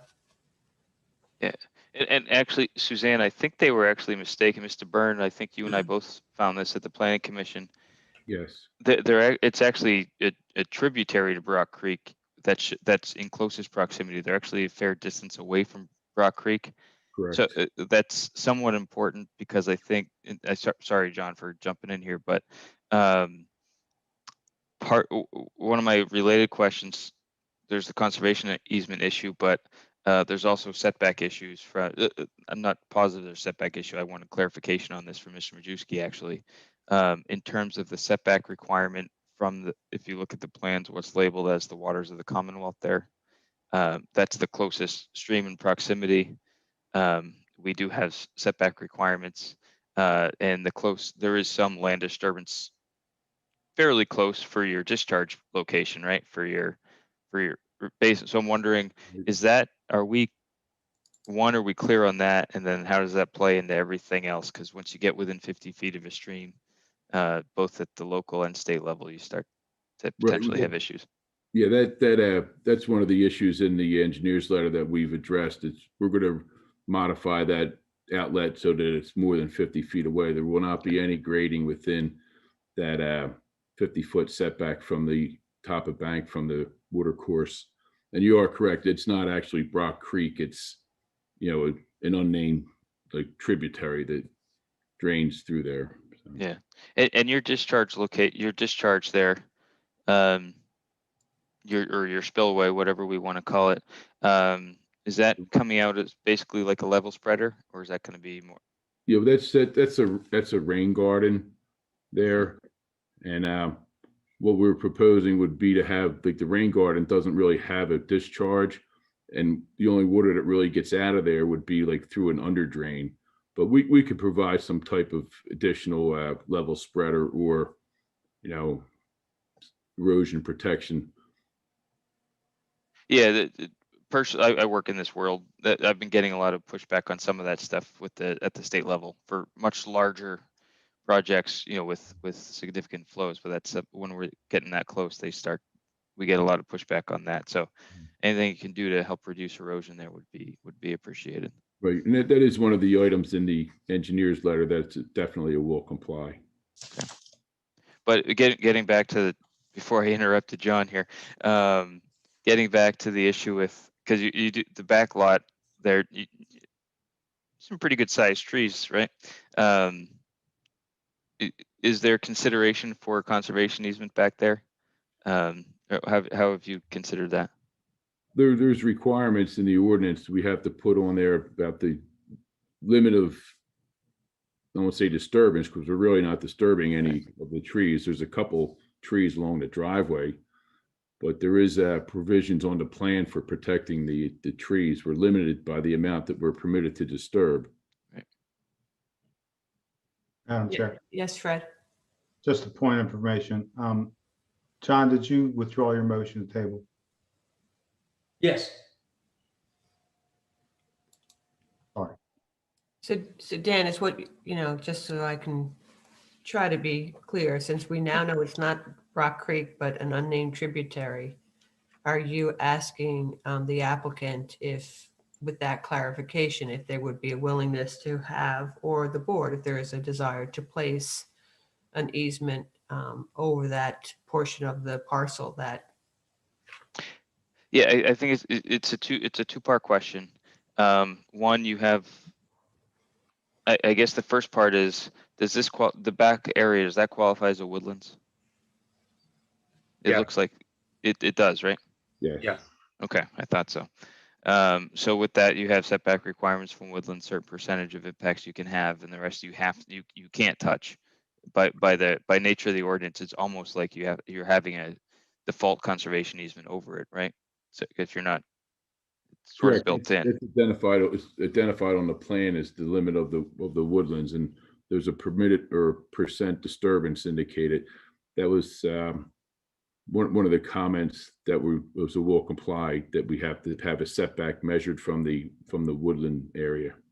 Okay, so that's, Suzanne, that's sort of segueing into the second part where it's, they can't really impact those trees anyway because of percent limit requirements we have built into our woodlands ordinance. That being said, it's sort of a conservation easement, my opinion, is sort of a belt and suspenders approach in case that ordinance goes away someday. So I don't know if the applicant and or the board is interested in doing that based on what we know now. And I'm not sure, just as a practical matter, whether we can actually ask for that. We can ask them to be open to the suggestion, but I mean, obviously getting a conservation easement requires appraisals and a process like that we'd have to go through before we could actually agree to that. So go ahead, Andy. I'm sorry.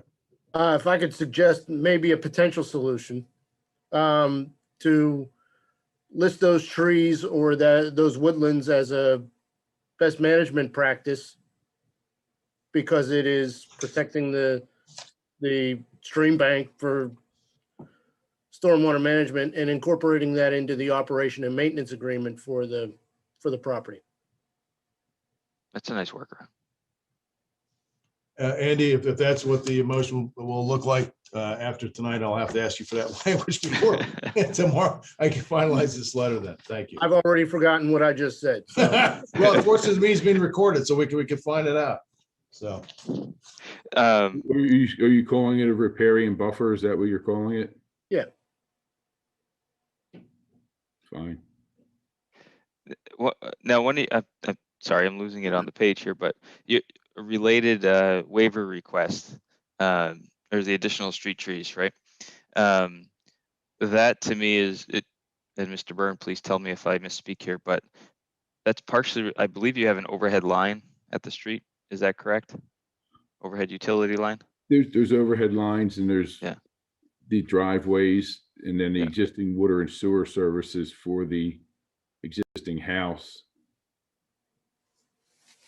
So, I just want people to understand why. Thanks, Jim. Why that waiver is being requested and is normally that's not something we'd jump on, so easily. So I just want people to understand that there are conflicts there with actually putting trees in that area because of the other utilities. But there are some trees set back a little bit, if the aerial is correct, right? There are a couple larger trees.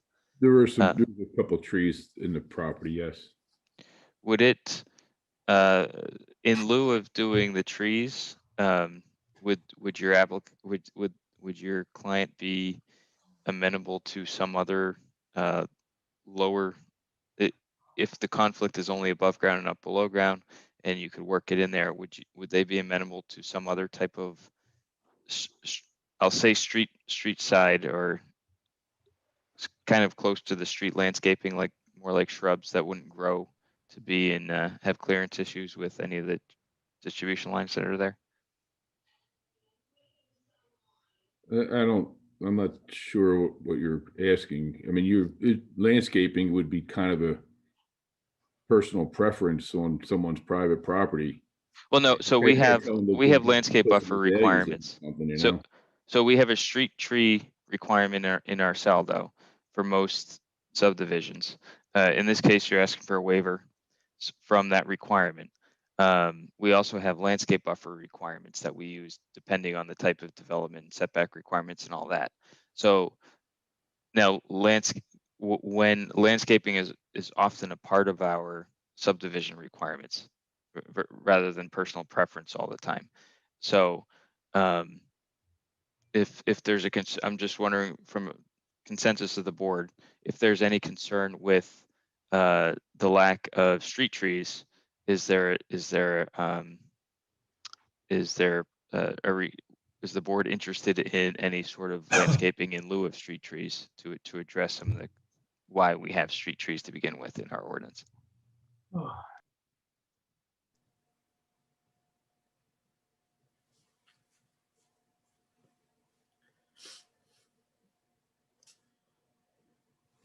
Jim, can you just refresh me on the street tree requirement in the ordinance? I believe the street tree requirement is that they have to place a street tree on spacing of 30 feet. So their lot's 110 feet wide, which would either be 3 trees or 4. They kind of have 2 there already.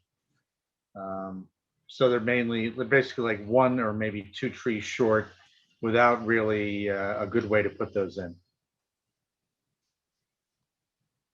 So it's not really something that they would be able to accommodate regardless?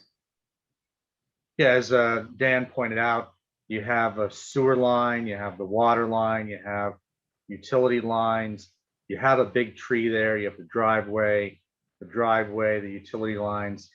So it's kind of tough to squeeze one in here somewhere.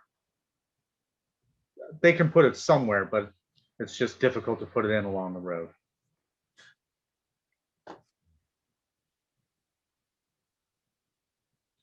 So it's not there now, but because it's a subdivision, they would have to add it, but it literally can't be added because of those utilities, for lack of a better expression. And hence the waiver request and the recommendation from the planning commission. Yeah, I have no issue with the waiver for those reasons, for all those reasons. I'm just wondering if there's a way to substitute the concept at all in a reasonable manner. What are you suggesting with that? In lieu of trees, if there's, shrubs still provide a benefit. It's obviously shrubs are smaller. You can fit those both from a height and side lateral and height separation. You can fit in a few of those more safely without conflict with the existing utilities. That's all. I mean, should we consult a landscape architect to figure out whether or not that's something that's aesthetically even pleasing to the homeowner? I mean, I don't want to throw shrubs up just for the sake of throwing shrubs up. You know what I mean? And with the way the parcel's subdivided, I'm having a hard time. Who's getting the shrubs? The new house, the old house? I think the old house. Yeah, so the new house is a flag lot, so that's going to be a very narrow. Back, yeah. Yeah. I mean, right now, my letter is pretty much the motion, and I would just add Andy's description of the O&M aspect for purposes of the buffering in the back. Other than that, that's what I presented to you as the motion. Now, obviously, you can decide what you want to do, but somebody will have to make the motion based upon that letter. Yeah, and I'm not pushing the shrub idea. I'm just putting it out there because it's a waiver to one of our ordinances that we get a lot of anything related to trees in Lower Makefield is a big deal. And I will say that the applicant has saved a lot of very large trees to their pat on the back on that one. And you've organized, developed the site or planned the site to avoid even more large trees throughout the site that may not be tied to the woodland. So that's kudos to you for that. So I'm not giving you a hard time on that one. I'm just looking to see if this is an issue that comes up rather strongly in other cases, maybe not yours, that's all. Yes, Fred. I'm just going to make the motion to approve the minor subdivision for George Gomez, 1442 Oxford Valley Road, Plan 679, as illustrated by our solicitor and added comments by our township engineer. Is there a second? I'll second that. Is there any discussion? So, Yes, Dan. so Andy, your letters that Mr. Burns is going to address will include or will include the issue with conservation, not necessarily conservation easement, but the concept that you floated there as one issue. It's going to include it because this ties back, so we don't have to make any amendments to the motion. But your letter will also include consideration of the 50-foot setback from the stream and the outlet structure that's, well, not necessarily a structure per se, but near where the discharge point technically is. We'll include that as well. That's correct. Okay, and then the last one, it will include review of calcs to make sure that the additional impervious area that comes from that sidewalk is addressed somehow, somewhere on the site, right? Correct. Okay. I got no issues then. Any other discussion? By the way, Mr. Byrne, I know you put up a lot of questions tonight. Do you accept the conditions as indicated after those other questions? Yes. Thank you. Okay. Any other discussion? Any public comment, Monica? There's no public comment on this. Then with that, I'll call the question. All those in favor of the motion, please signify by saying aye and raising your hand. Aye. Aye. Aye. Thank you, Mr. Byrne. Thank you Hey, very Mr. much. Byrne, thank you, Ms. Gomez. Thank you very much. And that's all I have tonight under my responsibilities. Okay. Thank you very much for your time. Thank you. Thank you. Good evening. Item number 18, public comment. Monica, is there any public comment? Yes, Lee is on the line. Excellent. Please bring Lee in. Lee, please press *6 to unmute yourself. And Lee, if you would please state your full name and your address for the record. This is Lee Pedowitz. I think you've got my address, but I'll give it to you again. It's 247 Truman Way in Yardley. I've got to make my comments every 2 weeks. It's on my calendar. But first, I just want to thank Chief of the Department and Deputy Chief Chamberlain for commenting on the fire department and how it's going here. I know not only in Pennsylvania, but around the country, volunteer departments are having a tough time getting members. And once again, I just want to thank them for their services and for contributing to the meeting. My only comment is, the last meeting I talked about the stimulus money, and I hear, on tonight's meeting, there are funds, I hear there are grants and funds for this, funds for that. I know the state has to approve whatever they give us from the stimulus money. Is any of that going to be used for any of the projects that were talked about tonight? I'm sure Kurt's going to correct me, but I'm going to say we're still awaiting further information to understand what, exactly how much we're getting and how it can be used before we can make any of those types of decisions. How'd I do, Kurt? Perfect. Every town has an allocated amount that they could be eligible to receive. Ours was around 3.2 million. It's just going to be what the requirements are as far as whether that's truly used as what we think of as stimulus, or whether that is reimbursement for shortfalls that we towns may have experienced since the pandemic began. So we'll hopefully have clarity to that soon. Oh, okay. So it's still, it's in the state's hands. I understand that. Will those funds be released before the end of the year? That's unknown, and released is a relative term. There's a certain amount of, there's a pot of money that's out there designated for each town. Whether or not each town gets every penny of that is yet to be determined. So I'd like to think it would be, but it's the federal and state government. So I'm not making any promises. Okay. Well, Kurt, thank you very much. Chair Blondie, thank you very much. Everybody stay well and stay safe. Take care. You too, Lee. Good night. Good night. Monica, is there any more public comment? No, that was the last public comment. Great, thank you. So moving along to agenda item 19, the Ad hoc Township Property Committee. Again, just to tee it up a little bit myself, since I think I started, I don't want to say it was my idea, but certainly I started talking about it last fall. And again, when I became chair, I've put together a proposal, and each of the supervisors, I hope, have had a chance to look at it. And that is what we're here to discuss. What it would be, what the mandate and the composition of the ad hoc committee might look like. And of course, whether or not people are in favor of such an idea. Yes, Kurt. I just want to add one comment to that. So as the board is aware, you all have a report that Mr. Majewski had updated based upon rehabilitation costs of a slew of properties in the township. We have also asked Remington Vernick to put together an estimate for several of the buildings that I would assume will have another week or two. It doesn't include every single property in the township, but it includes, I think, the properties that we think of when we talk about, possibilities, whether that be the house at the golf course or Patterson Farm. But, if a committee was formed, or even if the board, in anticipation of that, wanted to have other properties evaluated that we excluded, we could certainly do that. But I think this gets us a majority of the way there to assist a potential committee if they come on board.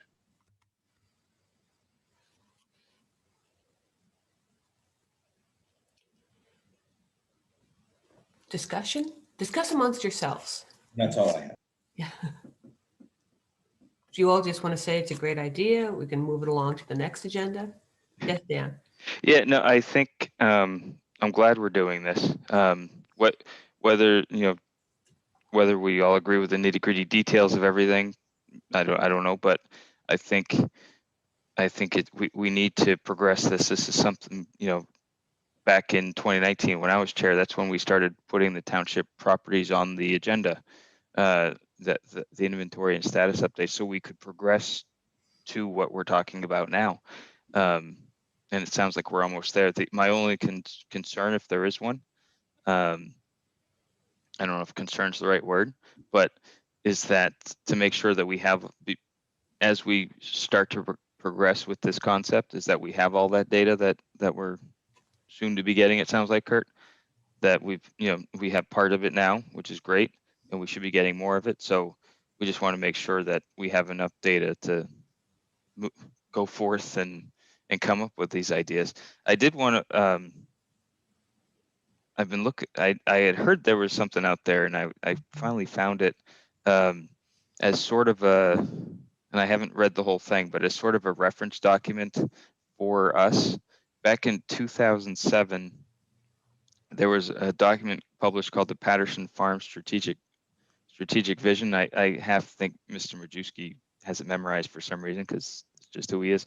But the Heritage Conservancy wrote the document, but they had a Patterson, and I know we're not just talking about Patterson Farm, obviously, but they did have a stakeholders committee that included, we all know the names of these people, but folks from the Farmland Preservation Board, the Planning Commission, the EAC, the Historic Commission, a couple farmers, Park and Rec, and Citizens Traffic, all on the kind of sort of what you put forward. So I'm going to read it because I haven't done that yet, but I would recommend, and if as maybe another piece of information to inform this ad hoc committee to see what they came up with, and what lessons learned we might get out of that, just because. but no, I like the idea. I like the concept, and hopefully we can push that forward. Suzanne, I think it's a great idea. Thanks, James. I agree. I think we should start moving forward. I think the township is in a transformative stage for the better. And the sooner we get a group of concerned volunteers together to properly plan for the future of these buildings and potential uses on an ad hoc basis, I think there's really no objection to actually starting to work on the details of this committee. Yes, John. I had expressed some thoughts around this. One is there are a number of properties that are actually in excellent or serviceable condition. If you think about the Farringer House, for example, which is a township-owned property that's currently leased, if we're going to take a look at this, we should also consider properties like that where there could be a strategic decision by the township to either continue its ownership or divest of its ownership or build a plan for that in the future. My thought is that we look at all the properties that with a building that don't have a current township use. So anything that doesn't have a current township use, whether it's got courts or something on that, and that would exempt things like open space tracts with no buildings on it, but it would include things like the Farringer House, because we definitely want to look at everything and sort of make trade-offs between different properties and have a plan for what they're used for. And we definitely want somebody who can help with the analysis and real estate appraisals and sales and that sort of stuff as well. Those are my initial thoughts on this. There have been a lot of things talked about over the years for a number of the properties, and we do have a lot of folks who have made a lot of work or a lot of effort on those that can be extraordinarily helpful to speed this process along. I'm certainly hopeful that we can move forward. Okay, so then I think the next step, and Kurt or Dave or whoever, correct me if I'm wrong, is to put this actually as an agenda item for our next meeting for a vote. Sure. Okay, and then, hopefully we can move forward. I mean, John, your point's well taken. I don't think most residents realize what we own and where it sits. At the same time, it could become such a voluminous project that we might end up, in a quagmire that we didn't intend. So I'm trying to find the right balance between getting stuff done, because there is a sense of urgency, and I don't mean sense like just made up. There's a real sense of urgency because some of these buildings need attention. I'll just say now and try to avoid past references. Suzanne, to your point about obviously getting it on the agenda soon, it sounds like we'll have a report from RVE pretty soon. I'll throw it out, if it's possible to get a short presentation of that report, kind of going along with the discussion of the ad hoc committee. I think that would have us in a focus for that meeting. Whenever. Yeah, I think that, I hope RV can do it as best as they can do. But I think if you look at what I proposed, and certainly what the intent of what I proposed was that we don't have to wait to start moving, right? Because if we wait until we have everything and then we start moving, we've lost weeks or months. So we can start the process, we can get that information, we can identify properties even on an ad hoc basis, right? Start with one. I'm gonna suggest that I probably will suggest that the first building we talk about is the Satterwaith House. And then, as you know, I like to talk about the Charlie Brown barn, but come on, Charlie, it's a joke. Okay, but anyway, so I hear you, and I think more information is better. But I really want to, see how we can get it moving and fold information as we go. So looking forward to the first week in May. Monica, is there any public comment? There is no public comment. Okay. Well, thank you all. Moving along to supervisors' reports. I'll start. We had a very good meeting at the EAC. You've already heard about the second recycling event they'll be coordinating for us this year. Also to celebrate International Composting Awareness Week, which is the first week of May, one of our township residents, in conjunction with the EAC, will be putting on a composting lecture on the evening of May 6th. You can look forward to that information coming out through our various media sources. Also, we had a very robust conversation on the tree ordinance and what is actually contemplated by native species. And as a result, I've had some fascinating conversations about insects and what insects like to eat, and cultivars, which are variations of a theme on trees that are specifically identified in the ordinance, but there's apparently even more species that are available. So we're going to be doing further work on understanding that, and also moving forward, hopefully with some additional tree plantings this year. So all good stuff. I really want to thank the members of that group, because they do a lot of work. That's all. James. Both the Parks and Recs meeting or Park and Rec met last week, and the golf committee met this week. Nothing to report at this time. So James, I hope you don't mind if I say this one thing, because I happened to catch the rerun of Sure. Farmland Preservation, and hats off to those, I'm going to say gentlemen, because I think at the meeting they were all gentlemen.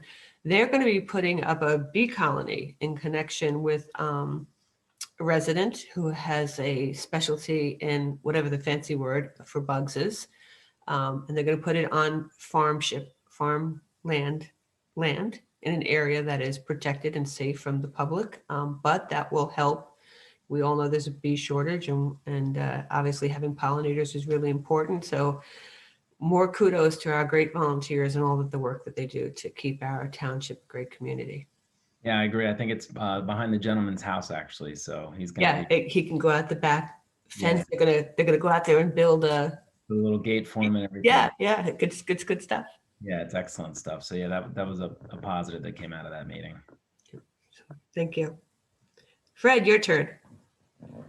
Everything that I liaise with has been reported in the meeting, so I have nothing further to add. Thank you, Fred. John? Yes, sure. Two quick notes. First, the airport review board meeting met last Thursday. Unfortunately, I was out of the township that day, but a couple quick updates. One, we continue to get some traction with our elected officials and them writing letters to both the administrator of the FAA and the commissioner in the New Jersey Department of Environmental Protection. And the reason why I bring that up is the regional administrator for the FAA was kind enough to respond to my letter detailing some of the issues in terms of reviewing particular elements of the Trenton Mercer Airport expansion in a holistic manner as opposed to piecemeal. However, I'm surprised to say that the commissioner of the New Jersey DEP has yet to write me back. And I think it's because I've said negative things about New Jersey in the past. So I wish to apologize to the state of New Jersey for all the negative comments that I may have offered in the past, including laughing at some of those Saturday Night Live skits involving what exit are you from, or the Governor Patterson routine. So I wish to apologize to the state of New Jersey. I hope to get their engagement on my letter. I will be following up with them soon. The Citizens Traffic Commission met on Monday, and they reviewed the Arley grant that we actually talked about today, which is the Makefield and Big Oak Road. And that is all I have to report this evening. Thank you, John. Dan? Let's see. We already covered primary planning commission items between this meeting and our last meeting. Mr. Majewski, correct me if I misspeak here. Harvest meeting, is it this Thursday? Or Historic Commission's meeting this Thursday? The meeting's been rescheduled from the normal time. But we have Harb and Historical Commission meetings coming up, so check the calendar. And the most interest, the one group that did meet that I can report back on is the Electric Reliability Committee. We had a presentation and meeting with Ted Duran, Regulatory Affairs from PECO, that was very interactive. We got a lot of good information about completed projects, projects for the future, reliability issues. I believe, there's always tough questions to ask of Pico, as anyone here who's had a power outage understands. And they were seemingly willing to answer most items as they could. I think it's opened up a dialogue between the township and Pico for more information, and he's already responded with some data, and will hopefully respond with more. But I think there's much more to come. So I'll keep you posted as we have more back and forth with Pico. I do believe, not coming out of that meeting, but coming out of a future meeting, the ERC will have some recommendations for the board moving forward. But it was a very good meeting, so I was glad that he was able to attend and participate. Great. Thank you, Dan. Agenda item number 21, other business.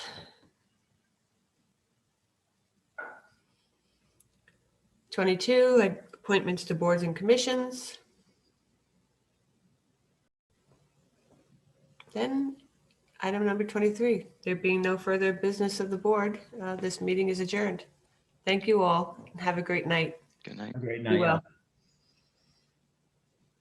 All right.